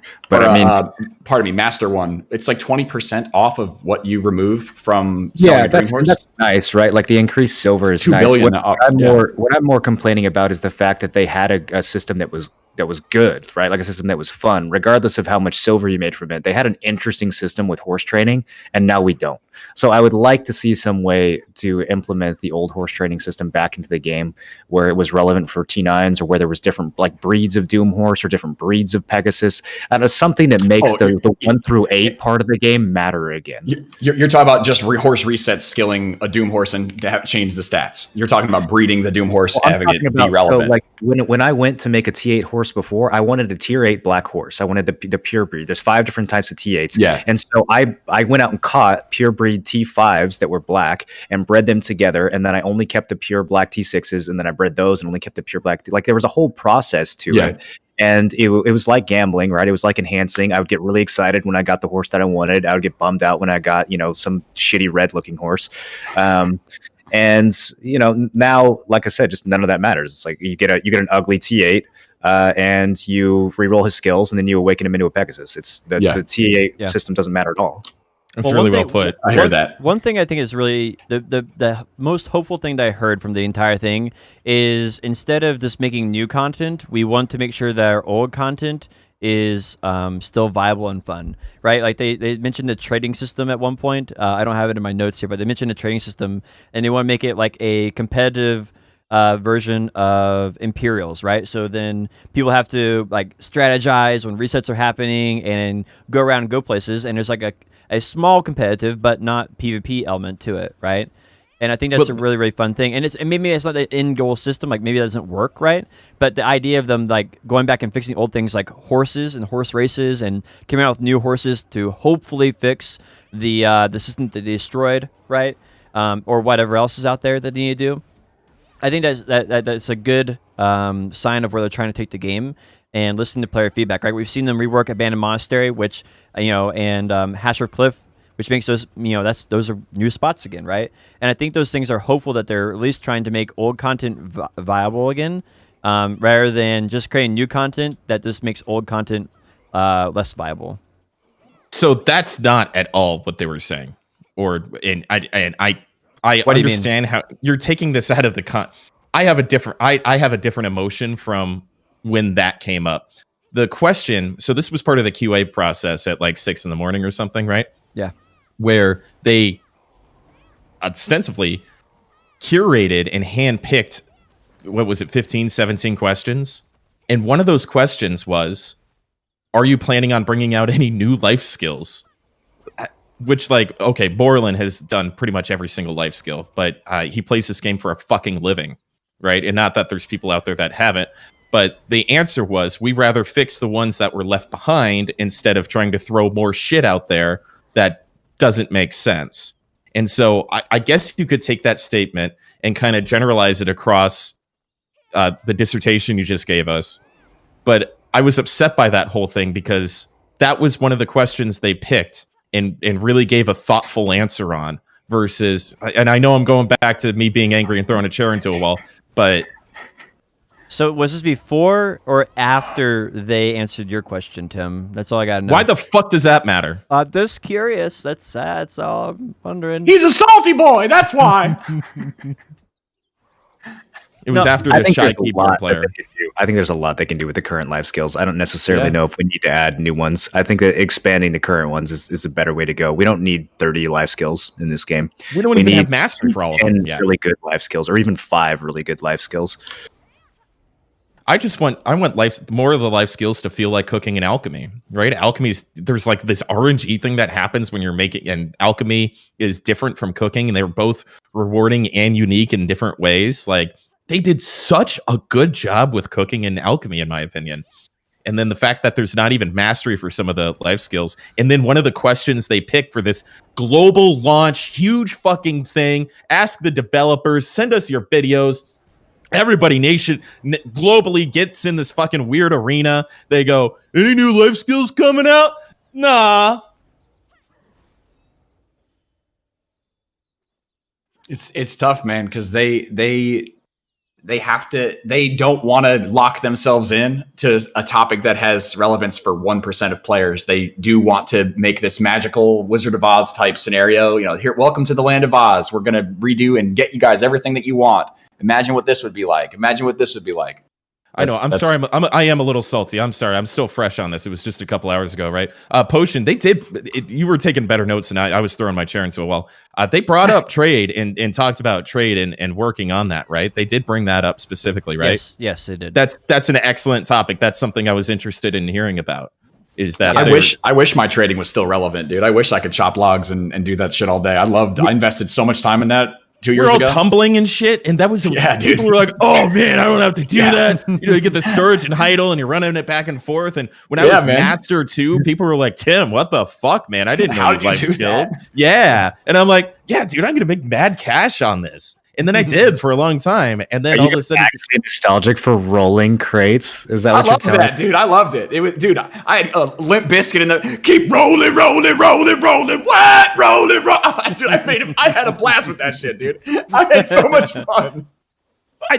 Okay, so when you put it like that, Moreland, you're an asshole. Thank you. Says the king of Lock Yarrow, right? But Jesus, Minesweeper Queen over here. Let me hear your opinion. Did you like Yarrow at all today? Oh fuck, dude! You haven't mentioned it at all on this podcast. Listen here. They got you a new UI. Be happy, all right? If they ever catch wind that you can make 150 million an hour from it, they're going to nerf it because it's better than grinding, Moreland. So you got to keep it on down low. You better watch out. But this is grinding. Told me to my face. Well, I can't say what he told me. But it's, all right. It has not happened yet, and I'm mad.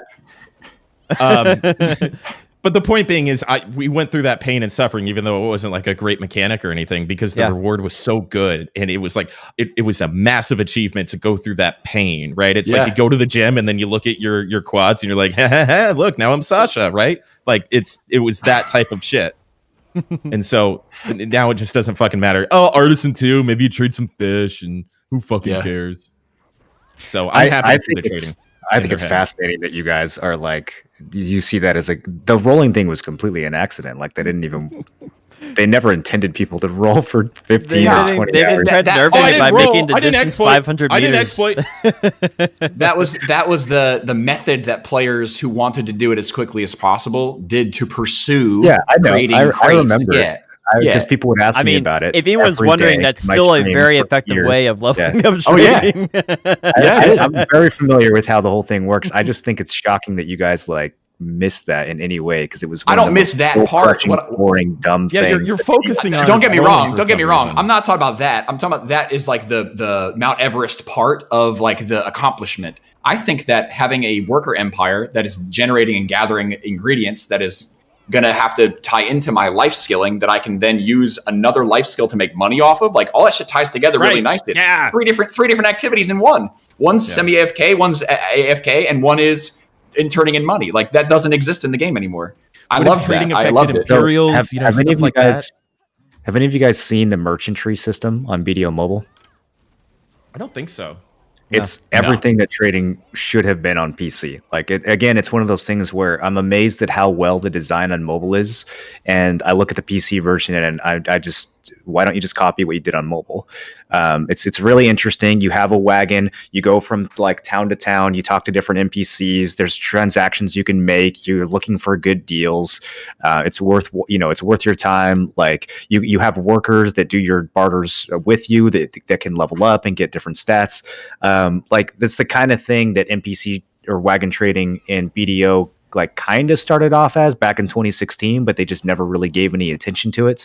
But I think that could be really cool if there was a system in BDO where it was actually rewarding for you to get like a wagon with good horses, and the horses matter and the wagon matters and the materials that you get matter, and you're going from town to town looking for different deals. Like cool. It's definitely a type of player who wants that and who wants to make money from wagon trading, but it's just always been awful. Sounds like bartering. So we've got all these little pieces that it is kind of like bartering, actually.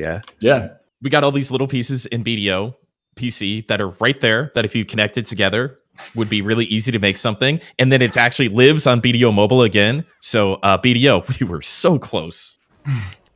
I think a lot of the ideas that they obviously, because it came out after the fact, they took from inspiration from Black Desert. So to reverse engineer mobile into BDO is a more difficult process than it is to just design for Black Desert Mobile. Yo, when you guys go out to Korea next year, can you invite the Black Desert Mobile guy with Jay and just like buy him a drink? Hey, can you guys like, I don't know if you're in the same office or whatever, but can we just go out to lunch and hey, so how does trading work on mobile? Can you say that really fucking loud? And what about that arena that goes on over there? Is that good? Is that fun? Do people enjoy that? What if that was on PC?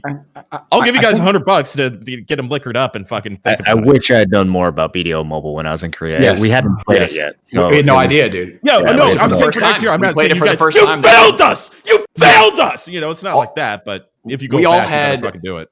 Hands-on demos for the first time playing that game. Did you got a chance to play mobile, right? In Korea? TwitchCon.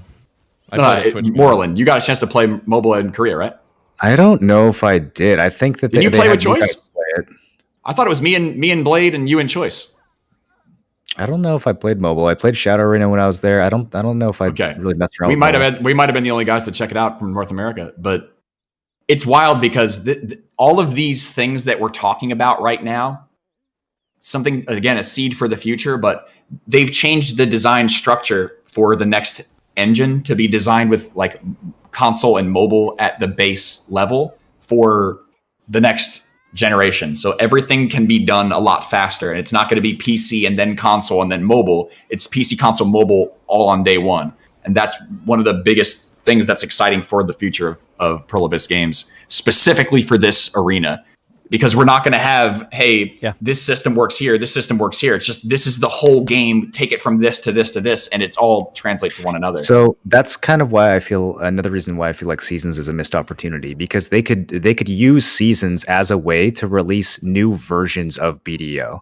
Right? Yeah, dude. And then if it doesn't work, it doesn't work. Like just delete it 3 months later.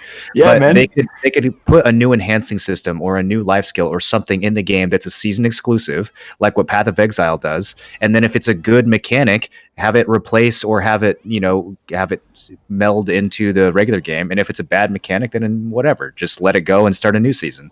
But again, it's kind of just a missed opportunity. Doesn't Diablo 3 do that for like the past 3 years? I don't think Diablo 3 has had any new content since like 2009. But that's how they stay relevant. That's how they've stayed at least relevant to their core community, that people that keep going. It's just like PoE, right? PoE kind of does the same thing. They come out with a new season. It's a bunch of weird shit. Yeah, it's a bunch of new mechanics. It's a bunch of weird shit that may or may not work or make sense, but fuck it, who cares? Nobody would play the game if we didn't try anyway. Yeah. Well, I think the idea of putting that on the global lab, just having anything on the global lab, put new on the global lab and have people play it for whatever, and you're getting people to play it for free. Like, you're getting all that feedback. You're getting player participation. Yeah, I think see why launch not. should clarify that this is only a test, right? Oh, yeah. Then there's no problem. They could also do serious PTS if they really wanted to pre-global lab. They could have people sign NDAs and actually test it, like actually invite people to give feedback. Are we going to sign up for this? Are we going to sign up all of this for the global lab? By the way, they're going to pick one person for every class. I can be the source person, be the worst source advisor it's only ever. in Korea. They're not picking anyone from NA. It's only people from Korea. Well, Yeah, so I'm happy about that, dude. Here's I'm totally another happy about topic that. too. Can we talk about just get a little bit of juice here? Did anybody else feel like we were at we were like wedding crashers because we were not self-published? Yeah, all the since we took over this region from Kakao Games, it's up 400%. Thank you, Kakao Games, for being here. We really appreciate you as a partner. Hi, everybody from NA. I've been waiting for this, dude. I thought that they were going to say something when they talked about Kakao and Red Fox. I thought they were going to be like, yeah, we appreciate the partnership that we've had, and now it's time to announce that Pearl Abyss will be self-publishing in every region, but that they just didn't say it. I really wish. Unprofessional thing to do, just like because they got them to like invite us, and Just Elena had like this whole big thing where they like sent her the wrong. They sent her invite to like somebody on console with the same family name. She fucking quit the partner Discord over it and all this stuff, right? Like, it's just been this whole debacle. What? And then yeah. What happened? So she was. The invites went out, and Emre was like, we're gonna try. Obviously, we want to get our partners involved in this. We're gonna do the best we can to get the partners involved. And I was like. Let me hold my breath, see what happens. But apparently he ends up, and credit to him, he apparently ends up grabbing 4 invites. I'm sorry, I never know how to pronounce your name. Elena, is it Elena? Is just, and I'm not being mean, but just a squeaky wheel, right? Just screaming about this. She is legit fucking upset. Just post after post, like me after a siege, right? But for like a week straight. And for those of you in the partner Discord that, I do it every week. And then they hand out the 4 invites and she doesn't get one. And she's like, fuck you guys, I'm out. Goes on a stream and has like I'm done with partner. Fuck Kakao, tired of them. Bullshit. She does like a 6 or 7 hour stream about it. Just totally fucked off. Man. Yeah. I applaud anybody that's got the balls to separate, because like the Kakao partner program is can we do this right now? Are you guys down to do this? Because I can go. We should finish the Heidel Ball, and then we got other stuff we need to talk about. Okay, all right. Yeah, soon, we're Joe. really Next week? late. Next week, yeah. We can schedule a time for it. Yes. Soon, Joe. So our things on the thing here, 3 things real quick. 530% EXP scrolls got reset, so you can grab some more of those through loyalties or silver or whatever. Yep. So that was huge. I didn't know that was in the game. I didn't even know that was. I thought that was like coming in the future. It's in the game already. That's awesome. Yeah, they just had some GMs type in the code and reset it. So hopefully they'll do it with LT, and I can buy some more. They also said they're doing a costume design team, and their goal is 1 costume per class. I want to die. It's like I just imagine that we're all going to be getting Kabilius for all classes every week, and they're just going to change one part on it or something, Puff Mini Zerker win.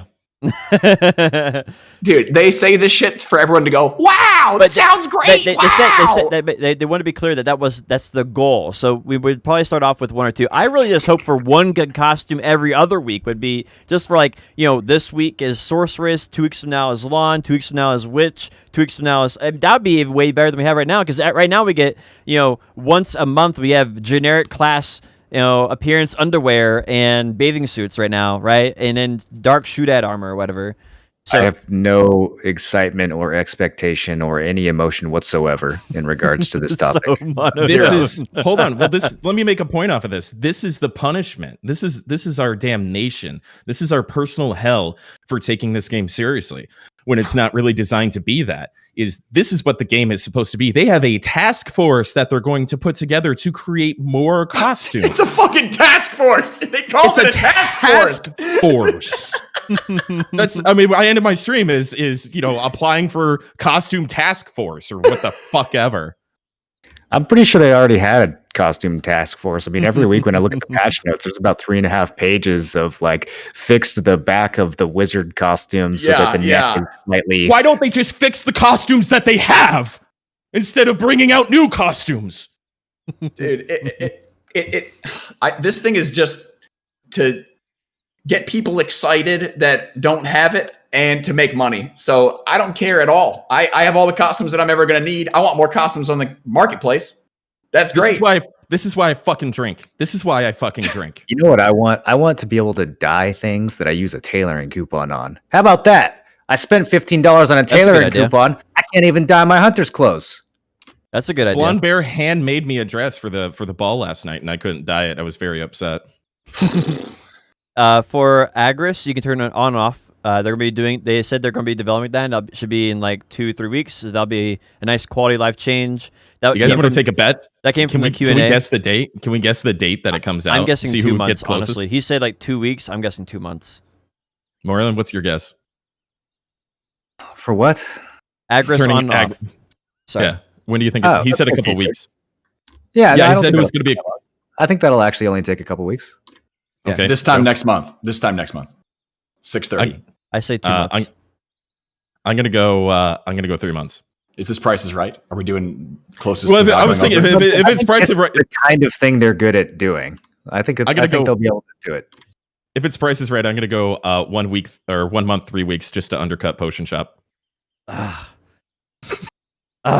What'd you say, Potion? It depends. I said 2 months. Oh, I said the same thing. Damn it.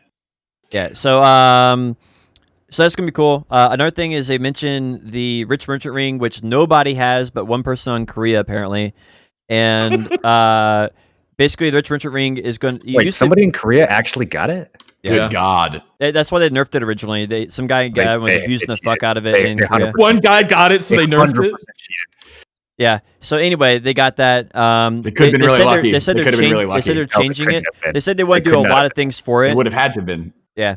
They said they want to do a lot of things for it. The first thing is that they want to make it where it actually works again. So it's going to be proof. Show me proof. Where's the ring? $20 to anyone who shows me proof of someone who has the ring in Korea. It doesn't exist. That's what I said last time somebody brought that shit up in my chat, dude. It does not exist unless he exploited. I've seen a piece of it on NA. You can't exploit in BDO. Yeah, a piece of it, sure. Yeah. A piece of it is not the whole thing thing now. But yeah, anyway, they said that they want to do a lot of things to it. Get it where it's in a workable state. And then they also want to get where they have there's other things like reworking the entire way you acquire it and stuff like that as well.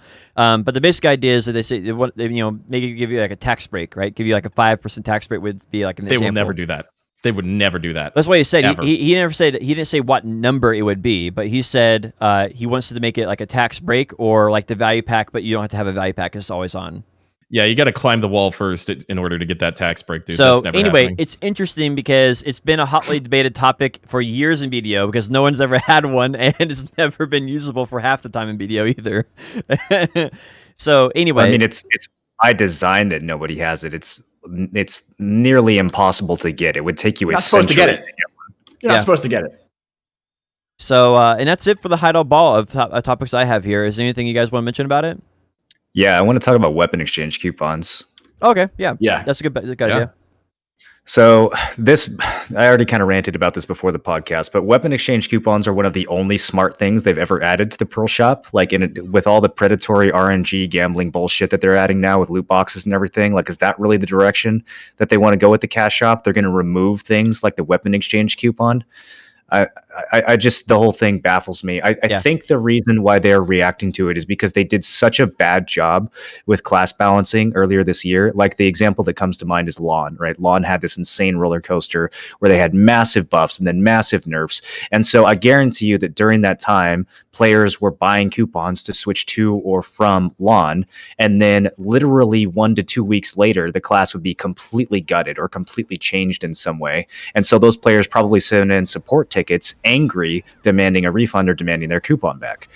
And give 'em. Yeah, I could see that. Oh yeah, and so I think honestly that's the only reason that I can think of as to why they would remove the weapon exchange coupons is because they've done such a bad job balancing, and they've had to refund coupons as a result of that they feel like it's no longer worth their time. This is definitely like an anti-player, anti-consumer change. I don't understand how it's better for the game for them to remove these coupons. Like, if they're going to remove them, then what they need to do is they need to offer free weapon exchange coupons whenever they do major balance overhauls.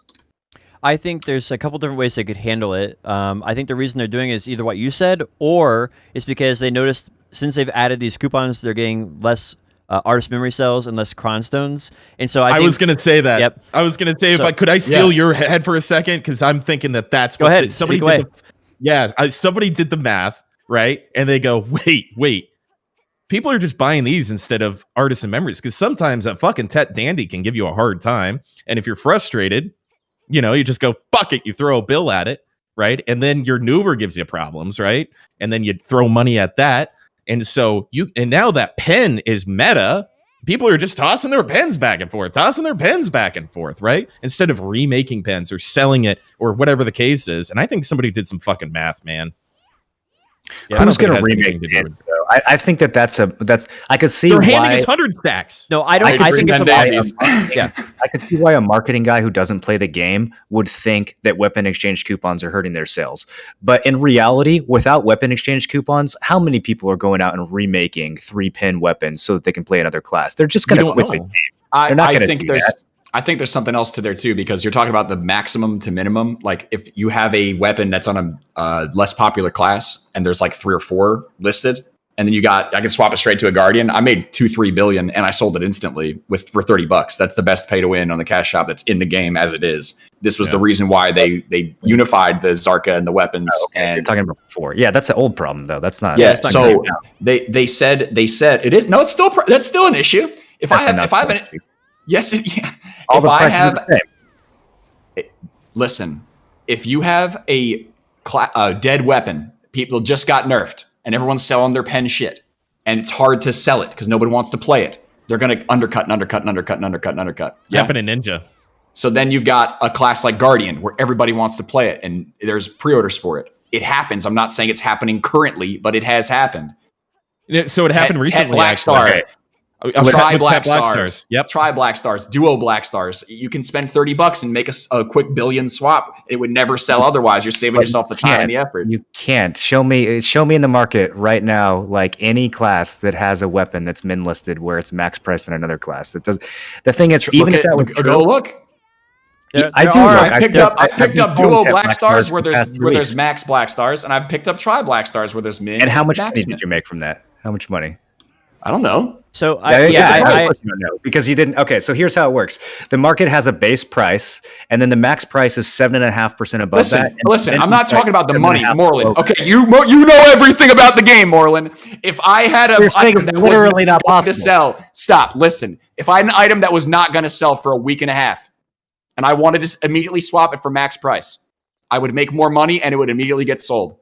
He's really talking about Black Stars. He's really talking about Black Stars. You're talking about selling the item a little bit sooner, maybe. Like, it is possible that you might, if the class just got buffed, you might sell it a few days sooner than selling the weapon for another class.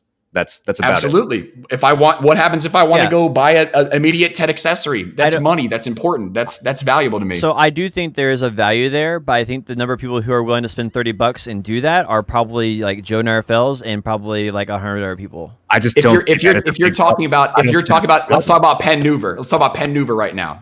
What's the max min price of Pen Nuver, Pen Kudum? 14 mil for Nuver.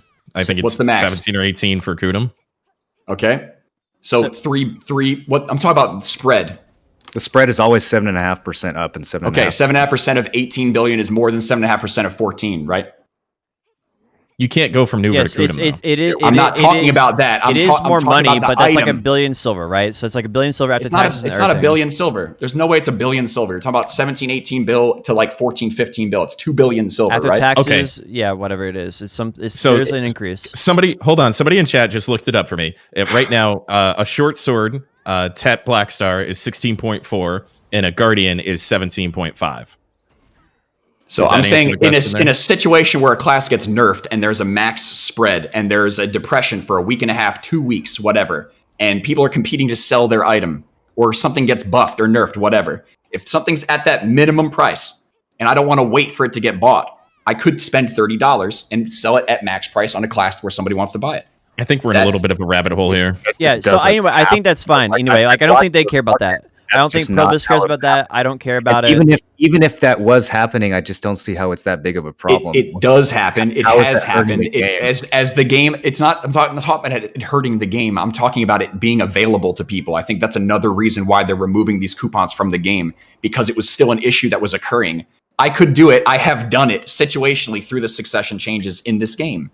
All right. So If that's the reason why they're removing it, that's an absurd reason. I'm not saying it's the reason. I'm saying it's contributing to the main reason why they unified pricing in general. I You agree with could Moreland's swap it. first statement, where it's stupid to remove it, and it's something that helps the game, and it's fun for people to go back and forth and stuff like that. I got a agree question that- for you. Yeah, So what do you think is a good change that they're moving? I the think coupons? that for my pay to win mentality, anything you can give me the chance to save myself money and time, if I ever want to take advantage of it, it's great to have in the cash shop. That's great. However, the freedom of being able to play any class willy-nilly, any fucking time, to swap to metas, flavors of the week, whatever it is a very different play style from only being able to get a weapon exchange coupon for 10 months of playing as it was in the past. It makes people seriously commit to making the choice to the class that they want to play a lot more important than it is right now, because you can just spend $90. Fuck it. Just spend 90 Why don't bucks. we flip it. want people locked into a class for that long? Why don't we want people swapping to different classes and trying different things, enjoying So the game? not everybody, well, why have you only played Warrior forever I played a It's bunch not of different true. classes. as your main class? This is actually a good point. I'm glad you brought this up, because the reason I stopped playing alts is because I started hitting pin weapons on my warrior, and now it's no longer viable for me to hop to those other classes because my warrior. Okay. has getting cure So cap. if you were going to swap your pen weapons to a ninja or a sork or a guardian, you'd obviously be more viable if you wanted to, right? yeah, Yeah. Give me more So options. that takes that opportunity out of the game for somebody to have been a badass fucking tamer and swap to a guardian. You have to think about what you want to play from the very beginning and invest time and effort into it. It's a more serious consideration than it is to just flavor of the week swap whenever the fuck you want. why is it good for the game that someone is trapped playing a class that they may be tired of I'm playing? not saying that it's good or bad for the game. I'm saying that's a difference in mentality when you make that decision. I think players more seriously considered what class they wanted to play in the I past guess than they did now. I want to phrase this differently for you, so maybe you'll understand what we're trying to get at. Do you think that players being locked into the class, and if Probus is doing this to lock people into a class harder, is a good thing for the game? Not in any way. I think players did it back in the day, and I just don't want it to be 10 months to 12 months for me to swap my shit if that's the case. If I have to seriously dive into one class that I want to play from here on out, I have to really seriously think about what I want to do. I'm probably going to, if that's the case, if they make me wait 10 months for Shikatu seals to get the weapon seal, I'd have to think about re-rolling before then. And I don't know. I'm comfortable in my class right now, but do I want to do more open world? Do I want to do it whatever? I have to seriously think about it. So I think people This point in time in having the game. the freedom to choose what they want to do in the game, regardless if that's is always the better choice. And what these coupons allow people to do is choose what they want. And if I had a choice of removing Artist Memories or removing the coupons, and which one would make a better impact on the game, I'd probably choose Artist Memories, right? So the perspective of why would you, if you had to, Probus has multiple options of what they could potentially remove. This one doesn't seem like the option that anybody would choose, right? Which is why it's a little, I think why it seems like a weird choice. And like, obviously there's ups and downs to that. And I think we can argue that, who gets the benefit, who doesn't get the benefit, and stuff like that. But the argument is like, would you like to see something else potentially removed instead of the coupons, right? Yeah, I think we're kind of drifting away from the topic. That's another discussion. Yeah. So a lot of people in chat are saying that they mentioned there's going to be another way of getting the coupons.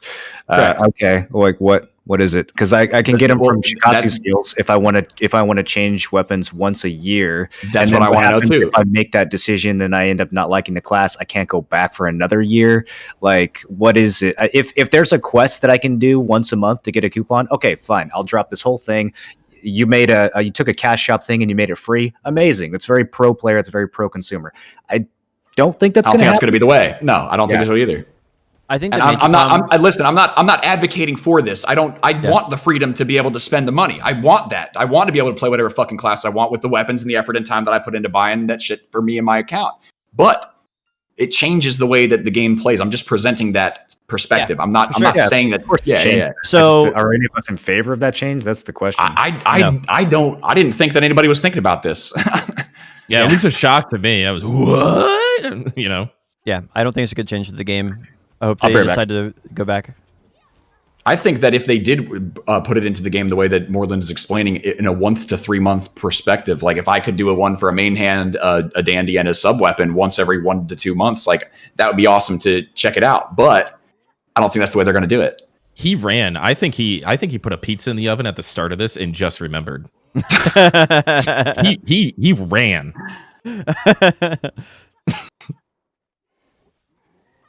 So I don't know. Like that's it for the Heidel Ball stuff. That's as far as the last thing I think that was on our agenda to talk about. Just overall, if I can cap it off a little bit Sure. while Moreland can't hear me, I was get all the math out of the way, dude. 7 + 7 = 15, and you can't convince me otherwise. I don't care how little hair you have. I was extremely disappointed top to bottom. There was a couple of good points, but the entire event seemed haphazard, almost ad-libbed at some points. The translation was terrible. I know Trent Sherna tried their best. They personally BM'd me. There was no direction on how we were going to work with the event, what was expected of the questions, or how they would be handled. There was a lack of communication top to bottom. And the involvement of Cacao Games was something close to an insult, which is a completely different topic, again, top to bottom. But I just think for as long as they gave thought or process to it or made a big deal out of this, that it was a total and utter failure. I think that in reality, for most people that don't understand what's going on with BDO, they'll be talking about the Heidel Ball, which is the main purpose of why they do the Heidel Ball. It's to artificially create excitement and hype centered around stuff that most informed players already know about, and then to tease something in the future to keep people sweating, keep people drooling. Yep. If you look at it, they have been systematically upgrading it and making it better to mimic other large announcements that are made in the MMO arena. And this was a huge conversation that we had in KR about this. Like, they need to capitalize on people's interest. They need to get it out to as many people as possible on stream. They need to make it bombastic, and they need to, make something interesting for people to watch to get people hooked.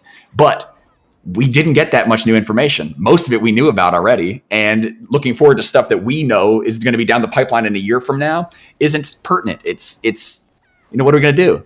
What if the musicians were as prepared as the people making the presentations and the translations, right? Like, we were forced to listen to just dog shit music because they didn't practice, they didn't know what song to play, and they didn't know what they were going to do, right?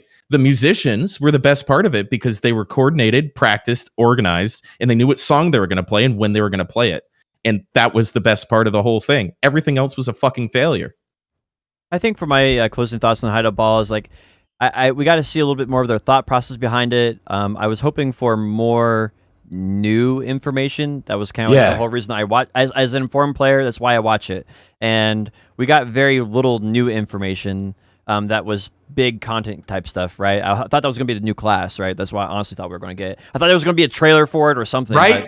But, they played it twice. I really thought they were going to say something that exciting today, something that was Something really going to new. make us look forward to the future of the game. I mean, the vague idea of a snow region in 2 years is not an announcement. Like, there should have been a sizable. Like, we have all this new information about other games that are coming out. There should have been something that solidified the future of Black Desert, not just we're gonna keep doing the same thing we've been doing. Yep, and it didn't address the fears of Crimson Desert either. That is the thing that World of Warcraft does better than any other fucking game. In the before patch of the next expansion, they have in-game lore that alludes to the characters, that alludes to the situations that they're going to be able to see. So you've got those sweaty nerds that are just like, yo, did you see this quest? They talked about this fucking guy. He's got to be coming. And Reddit lights up. There's none of that with this. There's none of it. Yeah. So There's none of it, dude. When I fuck up with a female, right, that I'm in a relationship with, I normally give them a gift like flowers or candy or something. Do you feel like that's what cronstones are from this event? Or is that our chocolates and flowers? No, I think they kind of said that, right? It's every consolation we get, dude. Here's some cronstones. Feel better. Here's another 60 stack. It didn't work for me. I guess I need to go to a new game. So do we want to talk about other games today? We've run long on this podcast. I don't know if you guys want to. Yeah, definitely. I want to touch Last Oasis a little bit at least. Right. Can we talk about what we did last week? Yes. Yeah, The experience. So, Recap that. Let's Your reaction from last week. This will end our BDO portion of the podcast, and we'll jump into Last Oasis. For people who don't know, Last Oasis is a survival MMO. It's in early alpha right now, and we all got the opportunity to play it last Tuesday together, and it was a blast. We had an absolute blast with it. So what was your guys' favorite parts of last Tuesday? Jumping into Last Oasis. Dude, My favorite part was killing Tim. me too. Me too. My favorite part was killing Balance in a 1v1 first try. Soggy owes me 5 subs, by the way. Where you at, dude? I killed Tim. Did it for the gifted subs. I think it was just, I don't think anybody in the BDO directory has ever done a squad stream before. I think Moreland and I tried it once and we couldn't figure it out for a Shadow Arena. And so I think just as outside of like all of that, just as content creators working together was really my favorite part. And I hope Moreland got some sort of ironic humor out of teaching us idiots how to play a game that he's been diving into and seeing us struggle and shit. But you were super patient and helpful, and you were the reason that I had a lot of fun. Joe killing me a couple of times really pissed me the fuck off. Oh, I know. I promise I'll never do it again. I'll never do it again. I promise. All right. Well, you're buying dinner on Monday if you show up.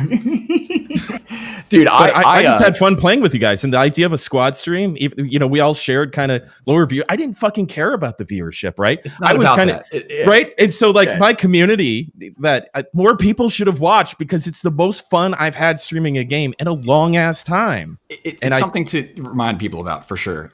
Yeah, we can do better of it, but there's a huge difference systematically and in design between a game like Last Oasis and Black Desert. Like, we can play this game by ourselves. We can run that shit by ourselves. But this is a game that becomes so much more interesting when you stream it and play it the way that we played it on Tuesday. And you guys know me. Like, I'm a very stubborn, very like sticks to my guns type gamer. And I have been, dude, yeah.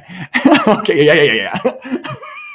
God damn it. So I don't like survival games at all. I don't. I have never enjoyed a survival game hitting rocks with rocks and making more rocks. I was expecting to hate this fucking game. I played it with Tim the night before, and everything that I was saying about it was, this game sucks. It fucking sucks. It's terrible. Why do they do it like this? I can't even get through the fucking tutorial. And the second that we just started playing together, I felt like I was barely blinking. I didn't eat anything for 10 hours, and I just fucking played with the homies. Yep. Well, I think the thing is, like, they've really got something going on with Last Oasis. Like, because something for everybody. Like, I'm tend to be more of a person who likes farming a lot, right? And I like my end goal is to get as far advanced as possible, and then just dominate through sheer resources, right? And then like our people are just like, yo, let's go in, boys. I've got no armor. I'm like, hey, yo, well, I got my entire ship is filled up with armor. Let's just jump on, respawn there. You got tons of armor. Let's go. I personally like the whole element where you can have this team that kind of comes together and does what they enjoy each, right? Yeah. So it's two things. The PvP is insane. It's so cool. It's like a fast-paced Mordau, right? So explain how, for people who don't know what Last Oasis is. How does it differ from BDO? Well, hold on. Let me get this point across, right? Yeah. One of the main draws to me to want to play is all of the Chinese people that play this game are in one clan, and they're trying to like win the game or take over. Yep. Yeah. And so there's like, it's not like really a racial thing, but it turns out to be where it's just like Americans versus the Chinese. Everybody versus Chinese. It's everybody versus the Chinese. And it's so funny that somehow geopolitics gets involved in this just hardcore weird PvP game. And I can't wait to get in there and kill some of them. It just scream like America, fuck yeah, and all that stuff, right? Dude, So, it's funny. It's developed in the last week though, since you guys played. But China has been almost completely beaten off the American servers, and now it's civil war. NA is going to war with NA. The my biggest God. NA clans are eating each other up. Like right now, I'm probably going to swap in a little bit to Last Oasis. I'm 'cause I think gonna host you, dude. Yeah, I want to watch. today. I think there's going to be a huge internal war. We missed the juice of beating the Chinese. Dude, what was crazy was what did we roll up on? What did we roll up on? What's that called? A walker. They have little walkers that you can run around. I don't know. No, the things that they were, the proxies? What's that? Oh yeah, Oh, yeah. They were building a bunch of proxies to try to capture tiles. So we rolled up on this like facility, like this entire like colony of homies, and they were all building. They had all this crazy shit. There's 2 huge towers, and it was the 4 of us. And I was like, yeah, we're gonna sneak in here. Here we go, dude. Yeah, let's fucking go. And we just ran into a group of 12 people and got slaughtered. And I was like, dude, this shit is crazy. I was like, how did that? I don't understand the scope.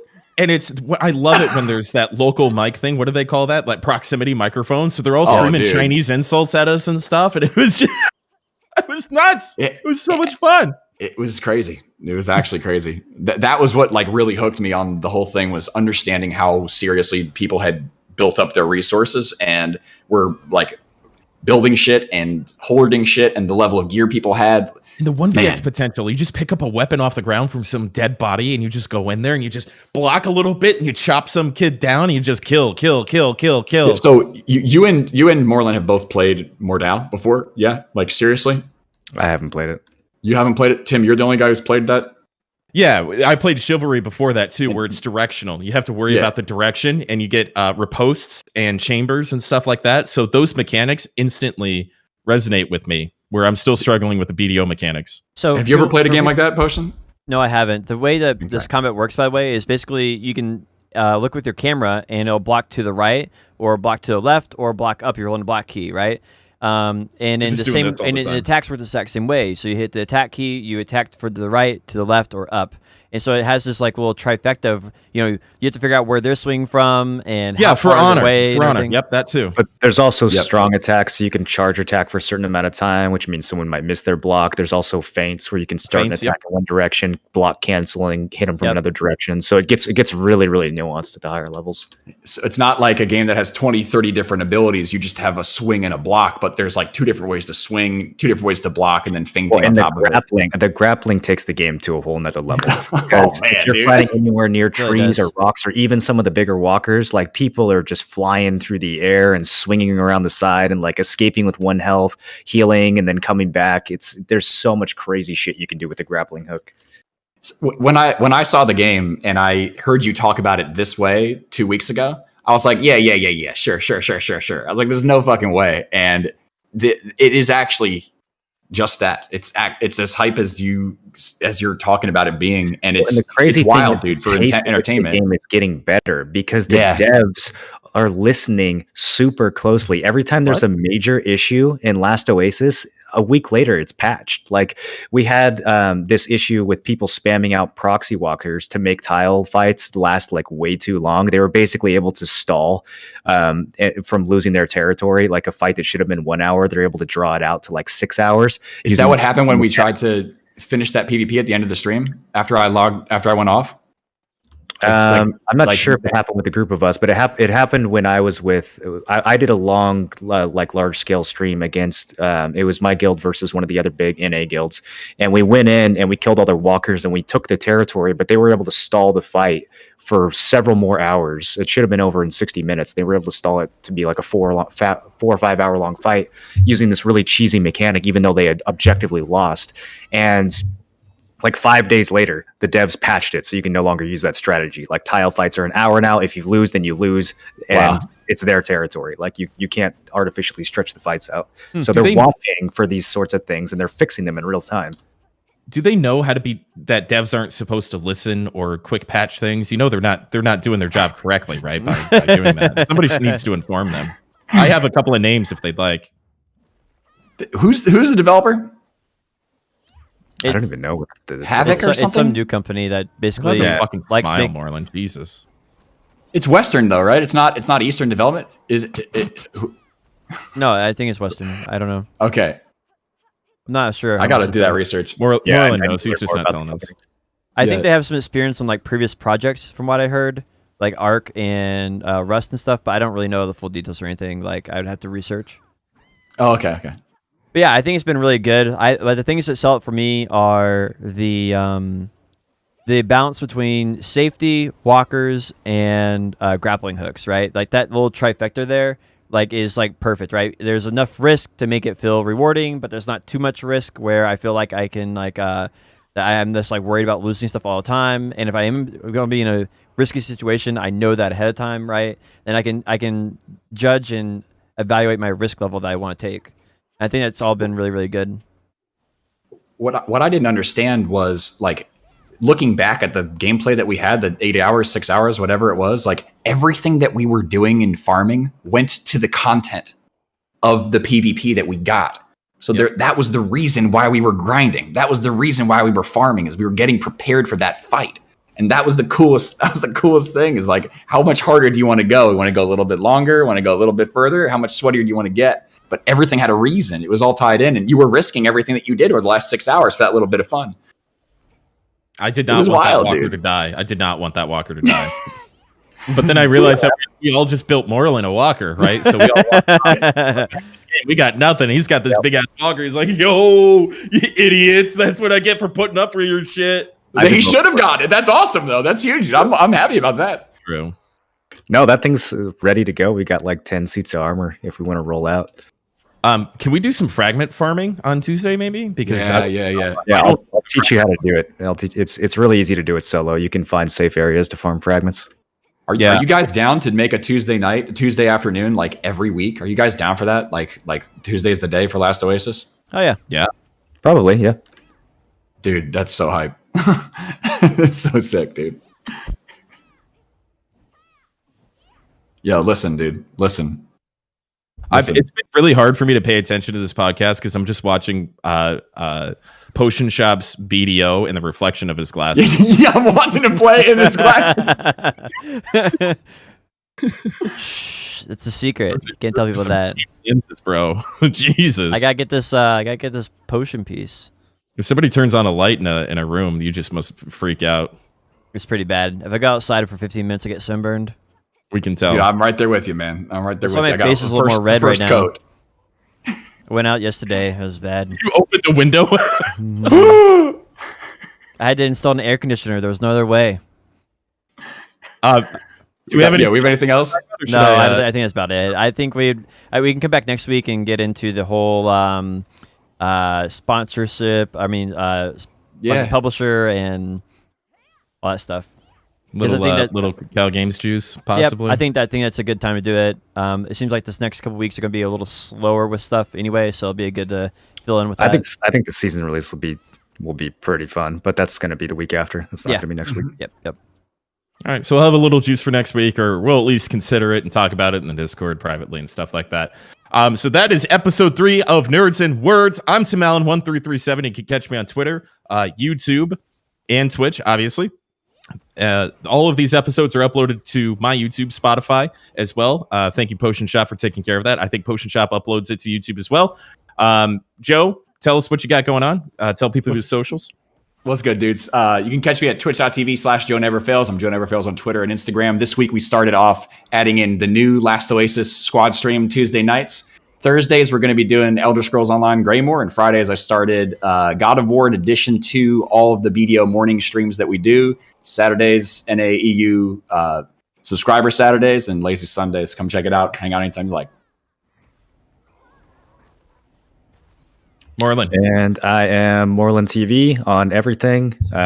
Still streaming a mixture of mainly Black Desert and Last Oasis right now. probably going to go pretty hard on the season servers. So if that's something that you guys are interested in, I'm trying to figure out which class I want to start fresh on. I think that's going to be a lot of fun. And yeah, other than that. And I'm Potion Shop. It's been an honor having you here on the show today in the store. That's it. Hell yeah, brother. Thanks for the podcast, boys.